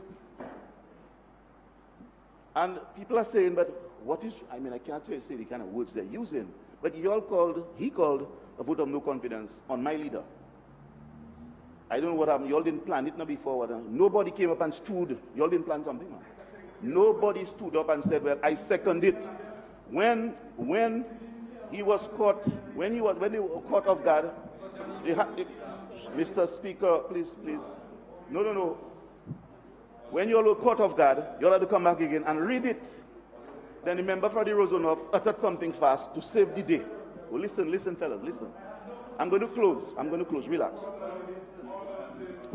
Again, I want to caution members of both sides that we have to listen to the presentation, and it's also important that the people recording the proceedings are able to also hear what is being said by the member that is on the floor. So therefore, again, I call on both sides to listen to the presentation. And again, Mr. Minister, please try and go through the chair. Thank you. I apologize one more time, and I'll pull back going through directly to them, Mr. Speaker, and I'll go through from now on till my end. Mr. Speaker, on the no confidence question, I felt, well, I mean, I wasn't surprised, Mr. Speaker, but you know what was even worse yet for me, and where the leader of the opposition should have known that he cannot take a chance with his members here because they don't believe in him, was when he had they said 200, the 100-man match. No, 1,000 is too many. When we had, and through you, Mr. Speaker, when we had a match, and all my parliamentary colleagues on this side here, as well as the opposition members, we were out there trying to see if we'd see the match passing through there, but we stayed inside the house, you know. They were right there with us, the members of the opposition. They did not go with their leader. So this is a no confidence vote. This is a no confidence vote. I mean, I see my good friends here, Senator Lugie from the Roseau North constituency, smiling. I see, yeah, sorry, the member. No. Mr. Chairman, Mr. Speaker, I apologize. I see, through you, Mr. Speaker, I see the member for the Roseau North constituency and the Roseau Central constituency, Mr. Lugie and Mr. Isaac. They are here with us today. And they know that they were here with us when they were taking the million-man match, which was a vote of no confidence on their part, on their leader, and to take a chance like that, knowing that there's a majority in this house to come and table a no confidence vote on our Prime Minister, on our leader, there had to be an ulterior motive. And you know what is the problem here? The problem here, Mr. Speaker, is it's a diversion technique. There are issues coming up, you know very well.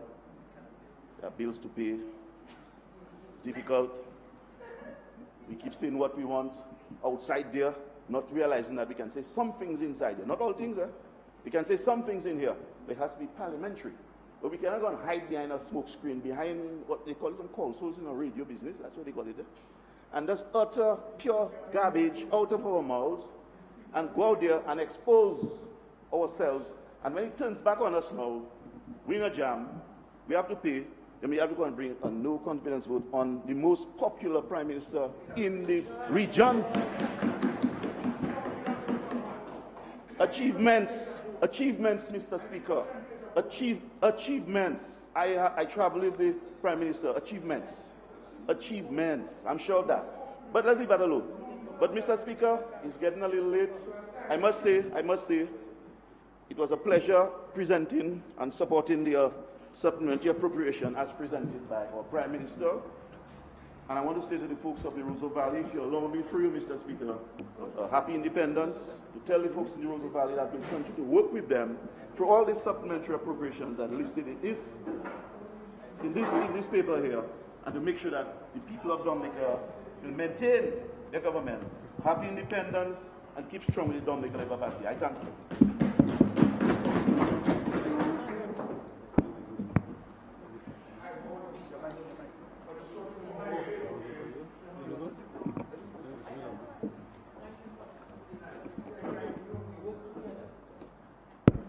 Thank you, Honorable Blackmore. And that is how we continue to work as a team that is here to build this country, this beloved country of ours. That's right. And that's the spirit of unity on the side of the Dominica Labour Party. Mr. Speaker, I rise to support the supplementary appropriation for the financial year July 2015 to June 2016. Mr. Speaker, let me say here that I support my leader, I support the Honorable Roseau and the Cabinet and other parliamentarians of the Dominica Labour Party, because we are here with a mission to build this country. Mr. Speaker, it is just roughly 14 months now since we saw the level of devastation that occurred in country by Tropical Storm Erica. And for those of us, Mr. Speaker, who have lived the time when we saw devastation by one of our most hit storms in history of Dominica, Hurricane David, we could not have made comparisons because of the levels of devastation that was brought about in this country by Tropical Storm Erica. Mr. Speaker, it was a surprise for every one of us. Our parents who had lived Hurricane David and other previous storms, because we are a vulnerable country, every one of them would confess that it's the first time ever in their history they have seen a level of devastation like that in this country. And I say so, Mr. Speaker, because when I look at the debate and I listen to the opposition members and their contributions, except for just a few, probably one or two of the opposition members who made the contribution, they hardly ever made mention of the word Tropical Storm Erica. And here it is, Mr. Speaker, we are making a contribution towards the supplementary appropriation for money spent, particularly, Mr. Speaker, on almost every item on this supplementary appropriation. You see things like Tropical Storm written, Tropical Storm Erica, Tropical Storm Erica. So it tells us, Mr. Speaker, that we had gone through turbulent times, and it tells us, Mr. Speaker, that most of the times, yes, we have to plan for disasters, but we never know exactly what extent of damage that we're going to go through because of disasters. And Tropical Storm Erica was really an exception. So what we saw, Mr. Speaker, was devastation to our infrastructure, serious devastation. We saw, Mr. Speaker, damage to our bridges. We saw fallen rocks, fallen trees, landslides in numerous numbers. We saw several cleanup activities, blocked drains, blocked culverts. We saw devastation in the communities of Pitted Savon and Dubic. Even within the Southeast, Mr. Speaker, we had a section of the Southeast cut off for months. We're referring to the areas of Botica where the residents of Botica and Delhi were cut off from the country. But, Mr. Speaker, we listened to the debate, especially as presented by the opposition members. And it's like they presented like nothing had happened to the country for the last 14 months. So, Mr. Speaker, so the items here presented in the supplementary appropriation, Mr. Speaker, gives me much more energy to give support to this supplementary appropriation. And I can say, Mr. Speaker, that because of the levels of repairs, because of the levels of restoration that has taken place in the country, I feel, and I said here this morning, I say that is why, Mr. Speaker, that the opposition could have presented, not even bearing in mind that we really had suffered from Tropical Storm Erica. Mr. Speaker, we saw devastation to Douglas Charles Airport. And even in Roseau, in the city of Roseau, we saw the flooding done by the Roseau River. And we can make mention of several rivers where we saw serious flooding. In Rosalie, in La Ronde, in La Yu, and you just make mention of the levels of damage that was done to the infrastructure. But, Mr. Speaker, we as a people are very resilient, and because of our nation, Mr. Speaker, we are able to build back and to build back better. And that is why, Mr. Speaker, all the various items here under the Ministry of Public Works and Ports, where we saw monies allocated towards the restoration of this country, we must give thanks, Mr. Speaker, to this government for the effort that has been made thus far in restoring this country. Mr. Speaker, I'm not going to go and itemize the various areas, but I gave an idea as to some of the areas in terms of our road edges and the bridges and the rivers that got flooded. So we just look for the supplementary appropriation and we'll see the amount of monies that was spent to take this country thus far where we are. A lot of damage, Mr. Speaker. In the area of health and environment, Mr. Speaker, again, within this fiscal year, the Ministry of Health was challenged, having gone through an epidemic of chikungunya disease the year before. Again, was faced with another challenge of a Zika epidemic.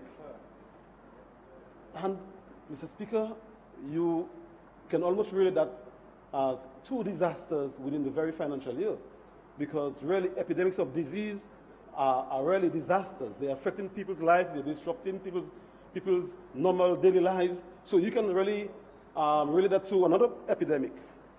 And monies were really spent in order to manage that epidemic that we faced. We saw, Madam Speaker, a national cleanup campaign that was called by a leader or a leader of this country. And within very quick time, Mr. Speaker, we were able to mobilize hundreds of tons of garbage, of litter, to ensure in a cleanup campaign that would help to manage that disease called Zika. And that is about leadership, Mr. Speaker. Within a week, our residents or people of Dominica were able in quick time to respond because we were threatened by the Zika disease. I want to compliment, Mr. Speaker, the entire country and everybody who put all efforts towards restoring our country and to engage in cleanup activities so that we would have helped to reduce the effects that would have been impacted upon our population. But not only the cleanup activities, Mr. Speaker, were part of the plan for preventing Zika. We saw, Mr. Speaker, activities of fogging, monies spent to the tune of $251,933 spent for the fogging of the entire country, compliments to the National Pest and Termite Control and the staff of the Environmental Department who went throughout the evenings and early mornings ensuring the treatment of the adult mosquito to prevent a widespread epidemic in our country. And Mr. Speaker, this is about leadership, this is about management, this is about really taking care of a population and ensuring that we prevent the epidemics of a disease, especially one like Zika. We saw, Mr. Speaker, other activities in relation to the management of that disease. For example, there was a number of health promotion activities undertaken, and all that was part of the campaign towards controlling the Zika.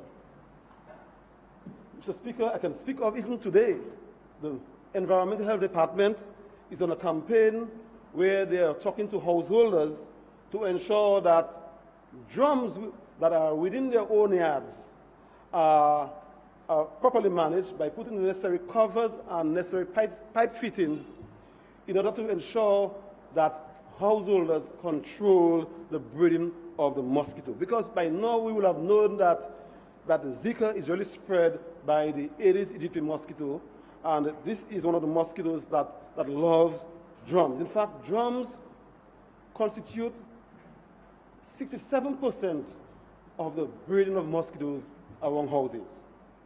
And the Ministry of Health, through the Environmental Department, they are really undertaking a very serious campaign to ensure that drums within yards are fitted with proper covers and nettings and the necessary taps so that householders are better able to control the breeding of mosquitoes on their premises.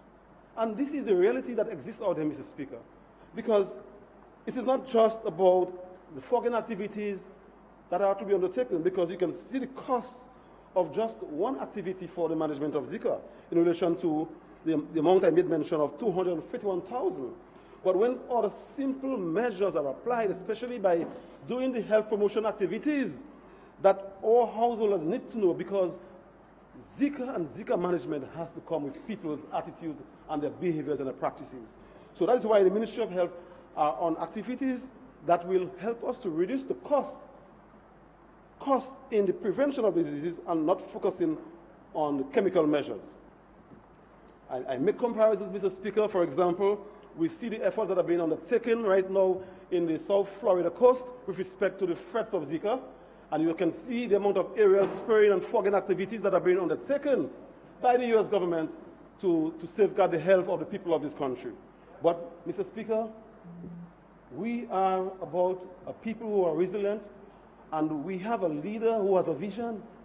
And he was able, Mr. Speaker, in quick time to tell us, hey guys, in Dominica, we have been threatened by Zika. Let us get down to our homes, let us get down to our communities and do the necessary cleanup so that we can reduce the chances of having any serious Zika epidemic.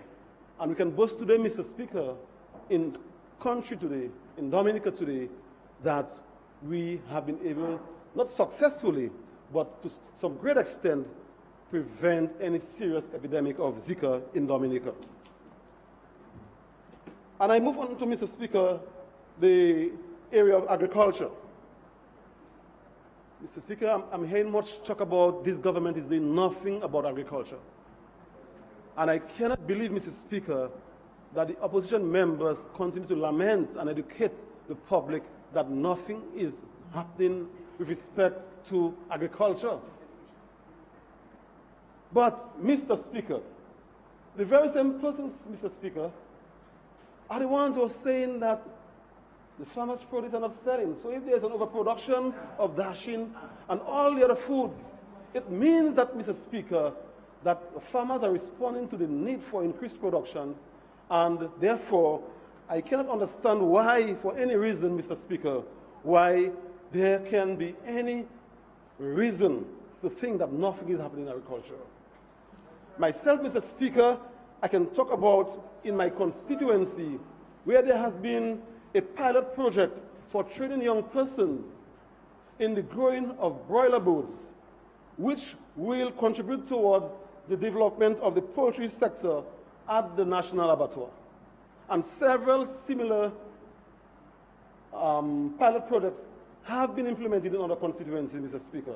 So this is just one aspect of the development of the poultry sector that will contribute towards the National Abattoir, where we expect, Mr. Speaker, while the program continues and develops, that we're not only targeting just other persons who are already producing poultry and pork to the National Abattoir, but we will have programs where we are engaging young persons. We are training them in aspects of broiler and pork production. And we have, Mr. Speaker, the support of the college, where upon completion of these programs, they are receiving the certificates. So they can show to their comrades, they can show to their friends that they have done something significant with respect to their own skills, their own education. So there is development in the agricultural sector. There is, for sure. And mention was made already, Mr. Speaker, of the development in the fisheries sector, where we saw $1,033,000 being spent for the Marigot ice making, for the improvement in ice making at the Marigot fisheries complex. I heard again comments lamented by the opposition members with respect to nothing is happening in agriculture in Wesley, in Marigot. But if such an amount of money has been spent for ensuring that you put these cold storage facilities in Marigot, is it meant basically for the farmers, the fishers of Marigot only? Or is it meant for the overall development of the fisheries sector, particularly in the northern section of this country? So I think when I stay here sometimes, Mr. Speaker, and I hear the contributions of the opposition, I really believe that they are really misleading our population. Mr. Speaker, again, I make mention again of the multi-purpose pack houses. We saw the commissioning of the multi-purpose pack houses about 2 months back, Mr. Speaker. And one of our ministers, earlier on, the Minister for Trade, reported on the functionality of these houses and the benefits it will bring towards the agricultural sector, Mr. Speaker. Isn't these really developments in agriculture? If it is not, I mean, here it is, Mr. Speaker. I'm speaking here in Parliament only to my colleagues, but we're talking about Parliament, we're talking about the development of this country, and here it is. I wish the cameras could show on the other side. A set of empty chairs and tables, Mr. Speaker. You know, so that is about the vote of no confidence in a leader. Where are the other leaders on the other side? Where are the other persons who want to become leaders? And they are just not there, Mr. Speaker. And that is what we want to bring towards the development of this country, Mr. Speaker. I cannot take this in. It's unbelievable. I am going to speak briefly, Mr. Speaker, in terms of the continued development of our agricultural sector by way of the development of our agricultural feeder roads. We've heard much about the banana compounding measures. And I can tell you, Mr. Speaker, that work has begun on the construction of our agricultural feeder roads. I can tell you for sure in the Mon-Foyal area in River Zurich, and also the Tigonfort area in Grand Fond, we have begun to see works for the improvement of our feeder roads. The member for La Plaine is also here in the House, and he knows that the contractors have already mobilized their equipment. They are right here in Roseau, and within the necessary programs and plans, that soon he will see the continued development of the feeder roads in his area. And there are other parliamentarians who are here who will benefit from these programs. And we can speak much, Mr. Speaker, to these areas of development in the agricultural sector. These are just a few areas, Mr. Speaker, I'm highlighting with respect to agriculture. But then I will move again, Mr. Speaker, to another important area that has been contributing immensely towards the development of this country. And we're looking at, Mr. Speaker, some of the social programs, particularly the washroom program, Mr. Speaker. Much has been said about washrooms, and I want to give my support. It's not that, Mr. Speaker, we like just repeating ourselves over and over, but because of the importance of washrooms to our population, Mr. Speaker, a call by our leader who had a vision ahead of the United Nations to construct washrooms for needy people. Mr. Speaker, I'm here to support the construction of washrooms in the various communities, constituencies. Septic tanks, Mr. Speaker, are the most appropriate structures to be built in rural communities. And those of us who have lived in country, I'm not talking about Dominica, I'm talking about rural areas, rural communities, Mr. Speaker. We know that our waste disposal methods are either the use of pit latrines or septic tanks. And for those of us who lived those lives using the pit latrines, we had our own experiences. And the member for Laplin, he did make confessions of some elderly persons from Delices who made their confessions with respect to their experiences. So that is why, Mr. Speaker, we are about a government that always do things better, always building better. And we are seeing the number of washrooms built in communities, in Monjon, in River Zurich, in Grand Fond. My constituents are benefiting from this program, Mr. Speaker. And it's to get the feedback from these people, Mr. Speaker. They are all happy. And as I said, no preference for colors. Everybody benefits. But it's not just a social benefit, Mr. Speaker. I can say too, because working in the Ministry of Health with my senior minister here, Honorable Dr. Daru, I can tell you, Mr. Speaker, that there is a health benefit for us. Because the achievement at the end of it all is that we would have seen an improvement in the health of our people in these communities. What we are seeing is a reduction of pests that can spread diseases like typhoid, dysentery. So as a result of an improvement in washrooms, we are going to see an improvement in our health of the people of our communities. I'll say just much, Mr. Speaker, for the whole question of washrooms. But let me just add one other point, Mr. Speaker. But again, there was vision, Mr. Speaker, in the construction of washrooms. We heard you, Mr. Speaker, report this morning in terms of the status of water, access of water to households in this country. And every one of us here knows, Mr. Speaker, that in terms of our Millennium Development Goals, we are over 95%. And washrooms really need water. And because of the vision of our Prime Minister, our leader, he has been able to allow us to achieve this objective, this Millennium Development Objective, by ensuring that over 95% of our people have access to potable water, high-borne water. And therefore, we can now connect our washrooms to these water systems that have been brought to communities. So this is about leadership, Mr. Speaker. This is about leadership. The National Employment Program, again, let me say, Mr. Speaker, that it continues to do well for this country. A lot of our single parents unemployed. Some of them had no GC, no CXC.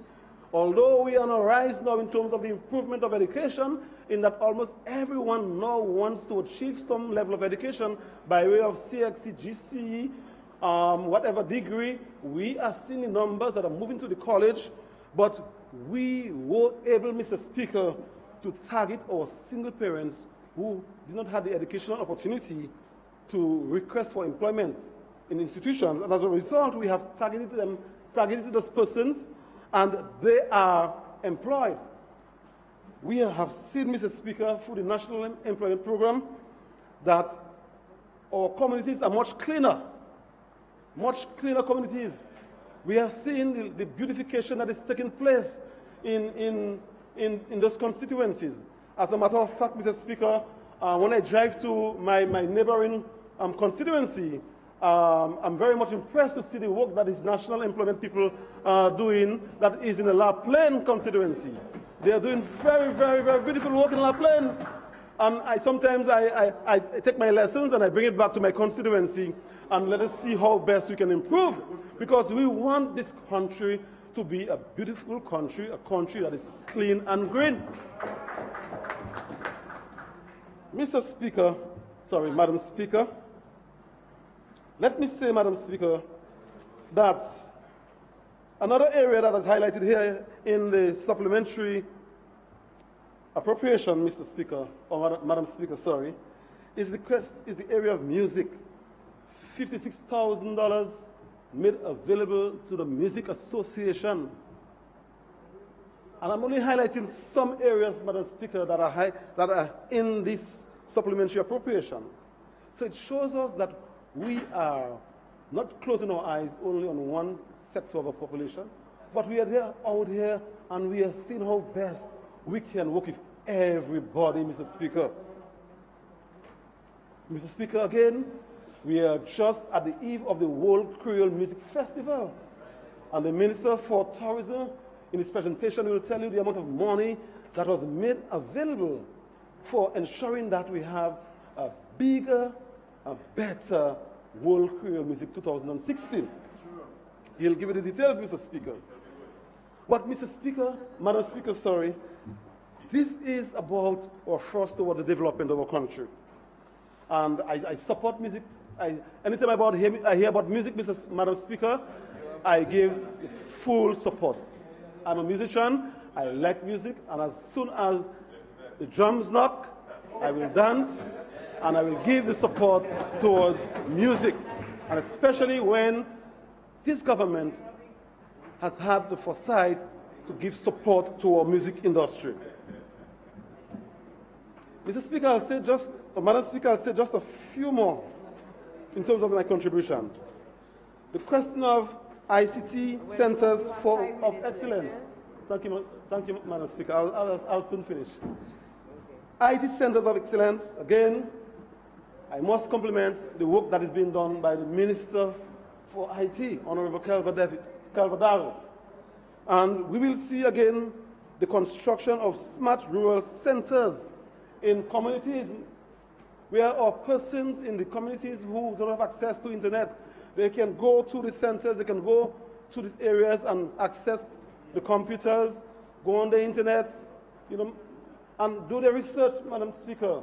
For those children that are coming from the college and do not have these facilities at their home, they can resort to these areas.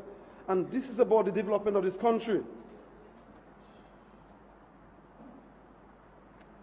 The public support program, Madam Speaker, as my final intervention, I want to compliment again the Prime Minister for his continued support to the development of constituencies, development of this country. And we see again in the supplementary appropriation an amount of just over $1 million that was available for the development of constituencies. My constituents are happy because they benefited, Madam Speaker, because they have now seen improved road access to their dwelling houses. And, Madam Speaker, having made this contribution with respect to supplementary appropriation for 2015-2016, I want to acknowledge the continued support, Madam Speaker, of my constituents.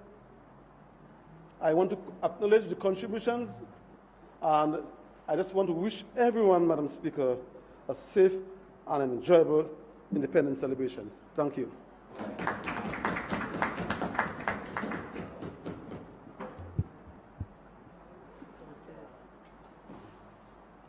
Thank you, Madam Speaker. Madam Speaker, I rise with the utmost confidence in the Prime Minister and Minister for Finance, Dr. the Honorable Roosevelt Skerrit, to support the supplementary estimates before this Honorable House. And I do so, Madam Speaker, understanding the realities faced by this government and the commitment and hard work which characterize the leaders of this country. Madam Speaker, it has been suggested that an important bearing on the development potential of any island is its size. Small island states and their inherent difficulties are by no means a new phenomenon. Our openness and vulnerability to external shocks has rendered the task of development more difficult. In short, Madam Speaker, small island states like ours are vulnerable. But this is not news, Madam Speaker. This Labour Party government is well aware of these challenges and can speak of having overcome many over the past decade. Madam Speaker, here I refer specifically to the vulnerability of our beautiful island to natural disasters. Over time, we have noted that the frequency of these events has forced the reprioritization of projects and expenditure. Notwithstanding this, I here declare that this government is not daunted by the task of developing the nature island of the Caribbean. And I would go further, Madam Speaker, to say that the evidence of this abounds. And for those present in this honorable House who pretend to be blind, alas, they are not here, Madam Speaker, or those living in an alternate reality, here are a few examples of our actual accomplishments. 1. More than 95% of all our roads were passable within 1 month after Tropical Storm Erica. Douglas Charles Airport, our main airport, both the building and airside flooded during the storm, but that airport was operational within a few weeks after Erica. We had another example in 2013. The cleanup after the torrential rainfall on December 24th, 2013 was addressed within days in spite of the Christmas holidays. This is a record, Madam Speaker, that we are proud of. That horrendous tropical storm Erica that visited our shores last August, leaving widespread destruction and even loss of life in its wake, in part led to the supplementary estimates in the name of the Ministry of Public Works and Ports, and upon which my contribution will expand. Madam Speaker, unlike what the members on the other side of the House would like you to believe, we were well on our way to implementing an ambitious program aimed at accelerating economic activity and thus improving the lives of all citizens in this country, as was laid out in the fiscal year 2015-2016 capital estimates mere weeks before Erica. Real growth before Erica was projected at 3%. Therefore, we were forced to temporarily put some of our projects on hold and redirect our efforts as post-Erica recovery. And Madam Speaker, I say all of this to put our discussion today on the supplementary estimates into context. Madam Speaker, it was the renowned German Chancellor Otto von Bismarck who said, and I quote, "Man cannot create the currents of events. He can only float with them and steer." While the observation of the Chancellor was made in the context of his astute, pragmatic, and amiable diplomacy for keeping peace in Europe, so that Germany was not threatened, it speaks to a wider truth which addresses why competent and proactive governments like ours resort to supplementary estimates. The Ministry of Public Works and Ports, which I am honored to lead, is the major beneficiary of the expenditure comprising the supplementary estimates. This is so because this government attaches the highest priority to ensuring the safety and security of our citizens and to maintaining a strong and robust infrastructure for efficiently conducting business in the country. And at a glance, Madam Speaker, the estimates confirm this. And I somehow thought that I would not be required to defend these critical expenditures that were all targeted at restoring the island to normalcy, so that citizens could move through the island safely, the jumpstart to commerce with the reopening of our main airport, and the general commencement of the rebuilding process. Madam Speaker, my hopes that this Parliament would have made history in this sitting and approved supplementary estimates with no real debate was dashed. Madam Speaker, much to my surprise yesterday, I heard some dissenting voices on the estimates. And this begs the question, are my parliamentary colleagues on the other side of the House opposing just to oppose? We heard opposition one, Madam Speaker, in the case of the York Valley Bridge. A groundbreaking ceremony to signal the official start of works on that bridge was held last week. At that ceremony, I explained what led to the need for the construction of a new bridge, indicating then that the reinstatement of the damaged section of that bridge following the collapse of the Matthew Dam was but a temporary measure. Could the opposition then be suggesting that we should have waited until that bridge collapsed before constructing a new one and making this a priority? How then can they really argue that they are concerned about citizens of this country? Had this project been put on the back burner, this could have eventually resulted in loss of life and again impacted negatively on the farming community. But luckily, Madam Speaker, the farmers in that area are aware that this new bridge is a testament of this government's commitment to the farmers and the importance placed on the agricultural sector. Another one was the National Employment Program. Madam Speaker, I dare to say that any opposition to the NEP is a direct attack on the well-being and future of the young people of this country. Madam Speaker, this program has been a savior for many a young person living in Dominica.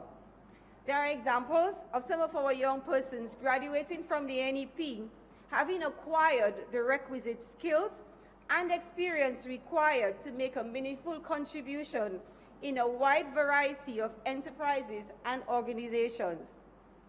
Others are happy that they have a steady income that will allow them some independence to provide for themselves and their respective families and not have to rely on anyone. Madam Speaker, my only conclusion is that I may have misunderstood or heard incorrectly what the others on the other side of the House were saying yesterday. But I am comforted that the listening public are well aware of what was said. Improvements in the road infrastructure in the Point Michel constituency was also raised. But Madam Speaker, I will not even go into this one because the honorable member for that constituency was extremely eloquent in responding to this last evening. The Honorable Isaac Baptist attempted to bring into question our priority in the reopening of the Douglas Charles Airport.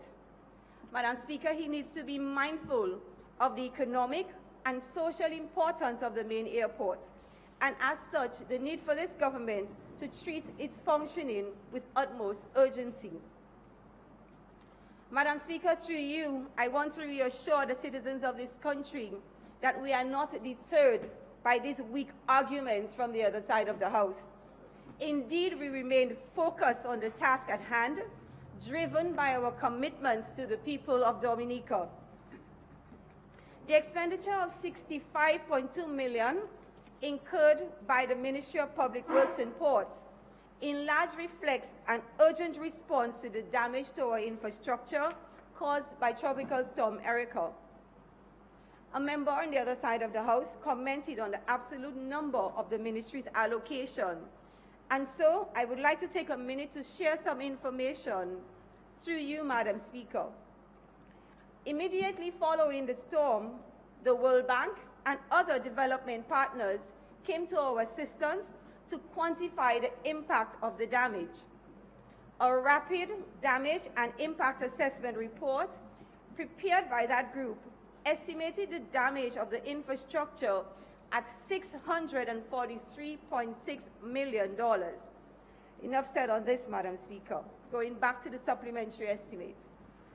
Immediately following the storm, this government mobilized its resources, both human and financial, to restore some level of normalcy to citizens of this country.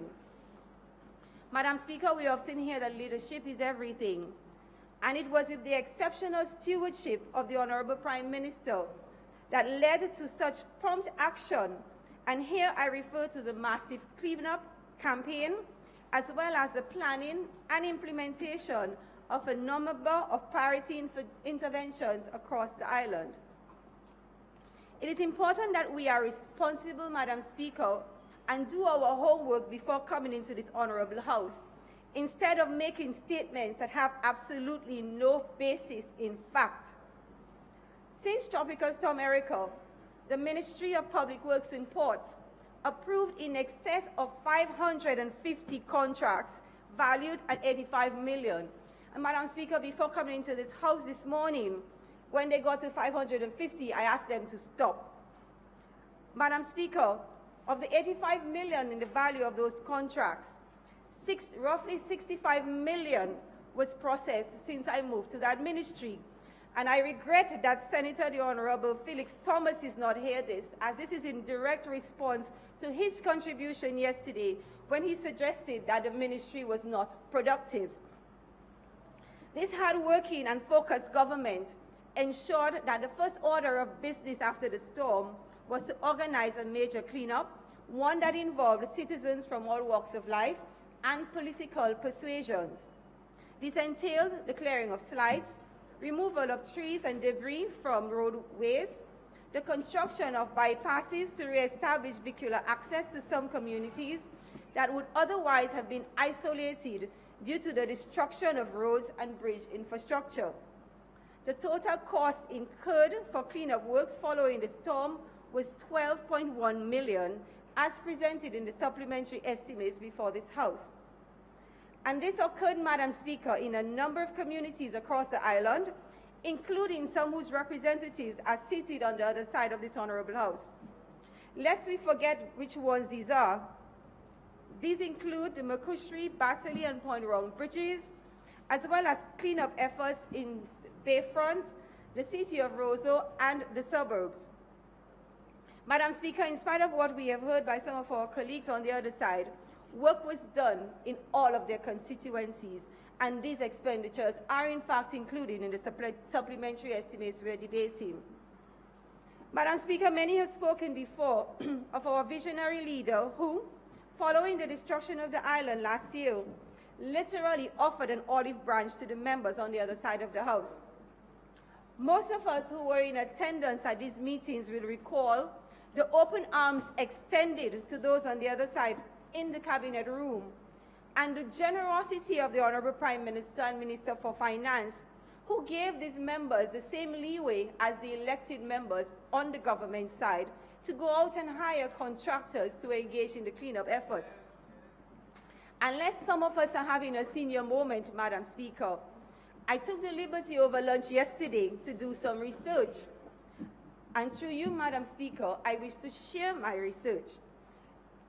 Bills totaling roughly $2.3 million were submitted by the PAREPs on the other side of the House. Madam Speaker, in the case of Salisbury, we have paid bills totaling $1.2 million. Madam Speaker, $1.2 million. In the case of the Roseau South constituency, we paid over $500,000. In the Roseau Central, almost $400,000. In the Marigot constituency, just over $150,000. Roseau North, $62,000, and in Wesley constituency, just over $6,000. Madam Speaker, the largest single allocation of $29.7 million was made for a project to rehabilitate the island's main airport, Douglas Charles Airport. In the Marigot constituency, thank you, Honorable Minister, I have no doubt that the images of Douglas Charles following the storm are still vivid in our memories. The initial effort at Douglas Charles was cleaning and the removal of dirt and silt from the building. And Madam Speaker, numerous persons from Marigot, Silibert, and Wesley constituencies were hired to undertake these works. My colleagues on the other side of the House cannot honestly say that only persons supportive of this Labour Party government were hired, and paid to do this work, which some would deem national service. That notwithstanding, Madam Speaker, the efforts of this government, coupled with all those who worked diligently to clean and tidy the airport, and by extension facilitate its relatively early reopening, should be recognized. To each who assisted, I say thank you. Madam Speaker, many pundits indicated that Douglas Charles would remain inoperable for months. But once again, understanding the importance of any airport to the economic viability of a country, and by extension the livelihood and well-being of the citizens of that country, the honourable member for the Vacas constituency again displayed his excellent leadership skills, recommending a strategy that once implemented resulted in the resumption of services at the airport in a matter of weeks. Yes, Madam Speaker, the first commercial flight landed on September 18th of 2015. Serious about looking after the business of the people, a major project was developed aimed at the rehabilitation of Douglas Charles Airport to restore its safe operations, implement storm repairs while improving flood protection. Phase 1 of this project, estimated at $31.2 million, is being funded, Madam Speaker, by revenue from the Citizenship by Investment program. Madam Speaker, we all know the views of the other side as it relates to this program, but those of us on this side of the House, Madam Speaker, continue to support the CBI program and speak highly of it, as we are aware of the impact it has had on the development of our country, Madam Speaker. Outstanding works related to phase 1 of this project include the grassing of the shoulders, reconstruction of the second half of the apron and the 2 taxiways, as well as the extension of a seawall and reconstruction of the road and drainage east of the airport on the road leading to Londonderry. My friend is not here to hear this, unfortunately. Phase 2, provided for in the 2016-17 fiscal year budget, will further increase the resilience of the airport to weather events like Erica through the construction of additional river defense structures, dredging, and river training. Today, work continues to advance on the major works at Douglas Charles Airport. In fact, Madam Speaker, a milestone of the project was just reached last week with the reconstruction of roughly half of the apron and taxiways. Inspectors from ECHO, the Eastern Caribbean Civil Aviation Authority, were on island towards the end of last week, and I am proud to announce that we have received approval from ECHO for its use. The new solar lights, gifted to us by the government of Trinidad and Tobago, for which we are extremely grateful, have also been installed.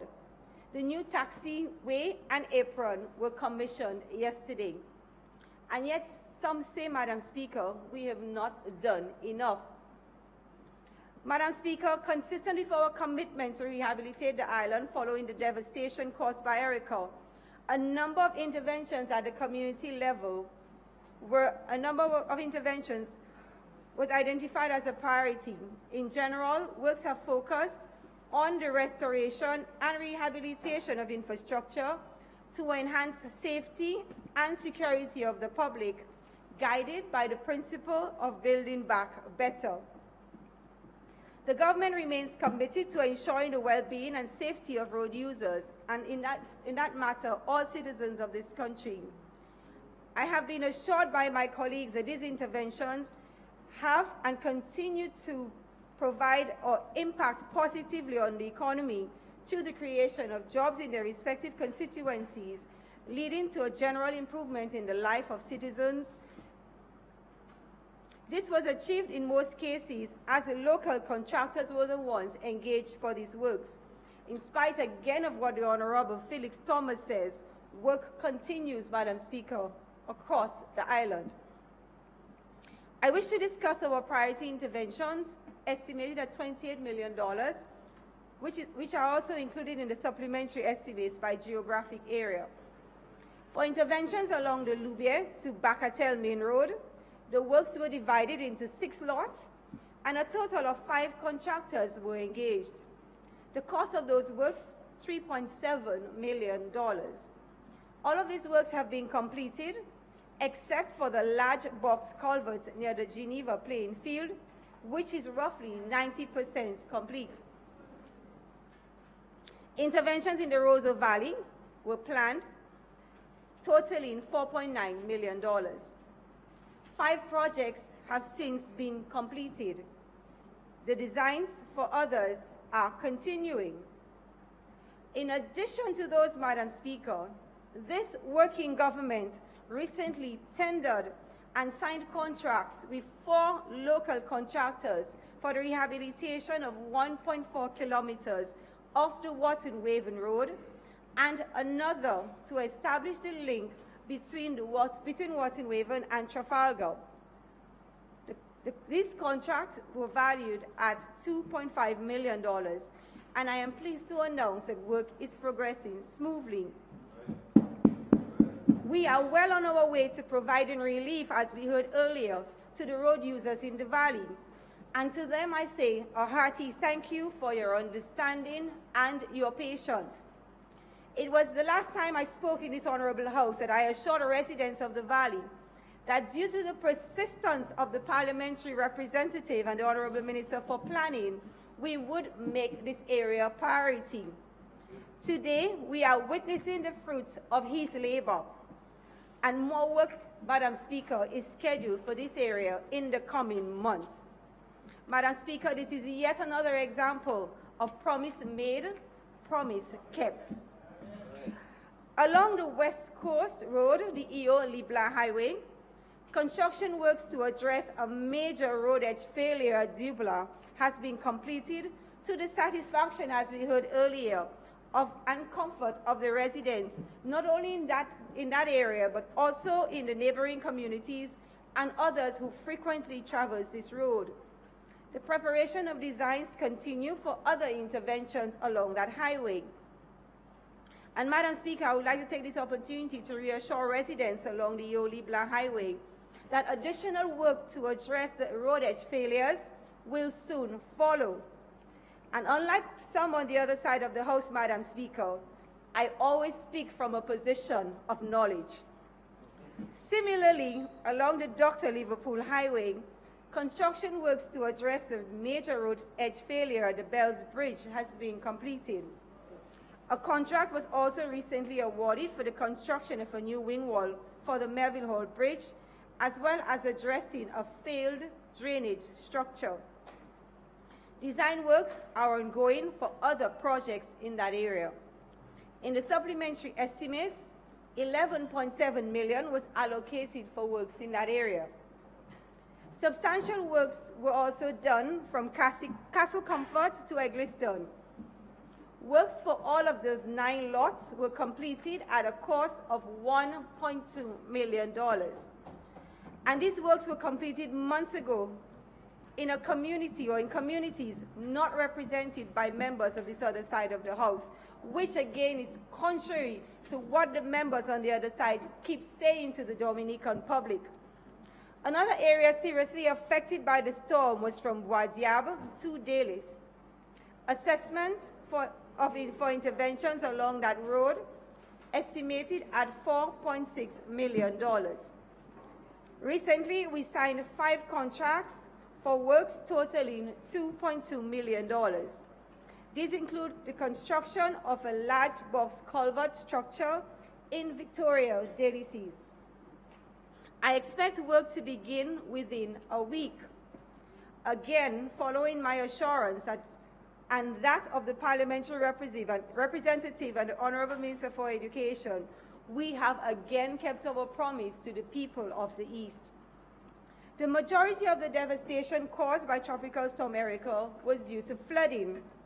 An initial assessment following the storm showed that 4 communities were still at risk. If left unattended, it could have resulted in loss of life. The government moved in quickly and engaged contractors to dredge those rivers to the tune of $440,000 as presented in the estimates. Those rivers were Coolibestry, Castle Comfort, La Ronde, and Pichling. dredging, and river training of the Roseau River is also accounted for in the supplementary appropriation. Madam Speaker, how disingenuous are my colleagues on the other side of the House when they pretend that no monies in this appropriation bill which we are debating was spent on their respective constituencies. I have no doubt that the residents in these areas are now able to sleep peacefully during heavy rains, and I'm sure that this is because of the works done in the rivers. Also included in the supplementary appropriation under the name of the Ministry of Public Works and Ports was the rehabilitation of Rodney Street. To the applause of the people of Portsmouth, the government has completed the rehabilitation of 50% of Rodney Street. About 250 meters of road was paved, starting at the intersection with the 1 Mile Road. Works are ongoing. I would also like to express my thanks to the residents of that area and others who use this road, again for your patience and your understanding. The revitalization of the ministry's road maintenance program, including the beautification of the island's main roads, as we have heard before, is also included in the supplementary appropriation. We have heard much about the cleaner roads, making visibility much clearer and, by extension, safer for those of us who drive on those roads. Also included in the supplementary estimates is a payment of $6.9 million to account for variations on the Airport Road project, Lot 2. There is also a payment of $1.4 million, representing additional payments for the cleanup efforts following the December 24, 2013 torrential rainfall and flooding event. Madam Speaker, I too would like to thank our allies and development partners who have assisted us thus far in our rebuilding efforts. I would also like to express my appreciation to the Permanent Secretary and staff of the Ministry of Public Works and Ports, who have stood with us, supporting the reconstruction thrust of the government at a time we needed them most. Indeed, Madam Speaker, it was through the hard work of the staff of the ministry that all of the projects I have mentioned today have become a reality. My cabinet colleagues, thank you too for your usual support. Thank you too for your usual support, without which the ministry's interventions in your respective constituencies could not have been implemented successfully. And last, but by no means least, all of this work has been achieved under the guidance of our leader. Let me too place on record my confidence in the leadership of the government by Dr. the Honorable Roosevelt Skerrit. I have no doubt that after the complete failure of the no confidence motion, one which was not even supported by any members of the opposition side, that we are all in good hands with the Honorable Roosevelt Skerrit. Having reaffirmed my confidence in the Prime Minister and member for the Vacas constituency as a visionary, hardworking and respectable leader, I lend my full support to the supplementary appropriation bill. Thank you, Madam Speaker.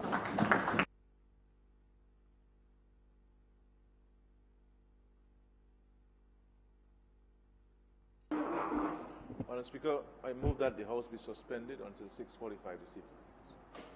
Seconded, Madam Speaker. It has been moved and seconded that this Honorable House be suspended until 6:45 this evening. Those in favor? Those against? The ayes have it. This Honorable House stands suspended until 6:45 this evening.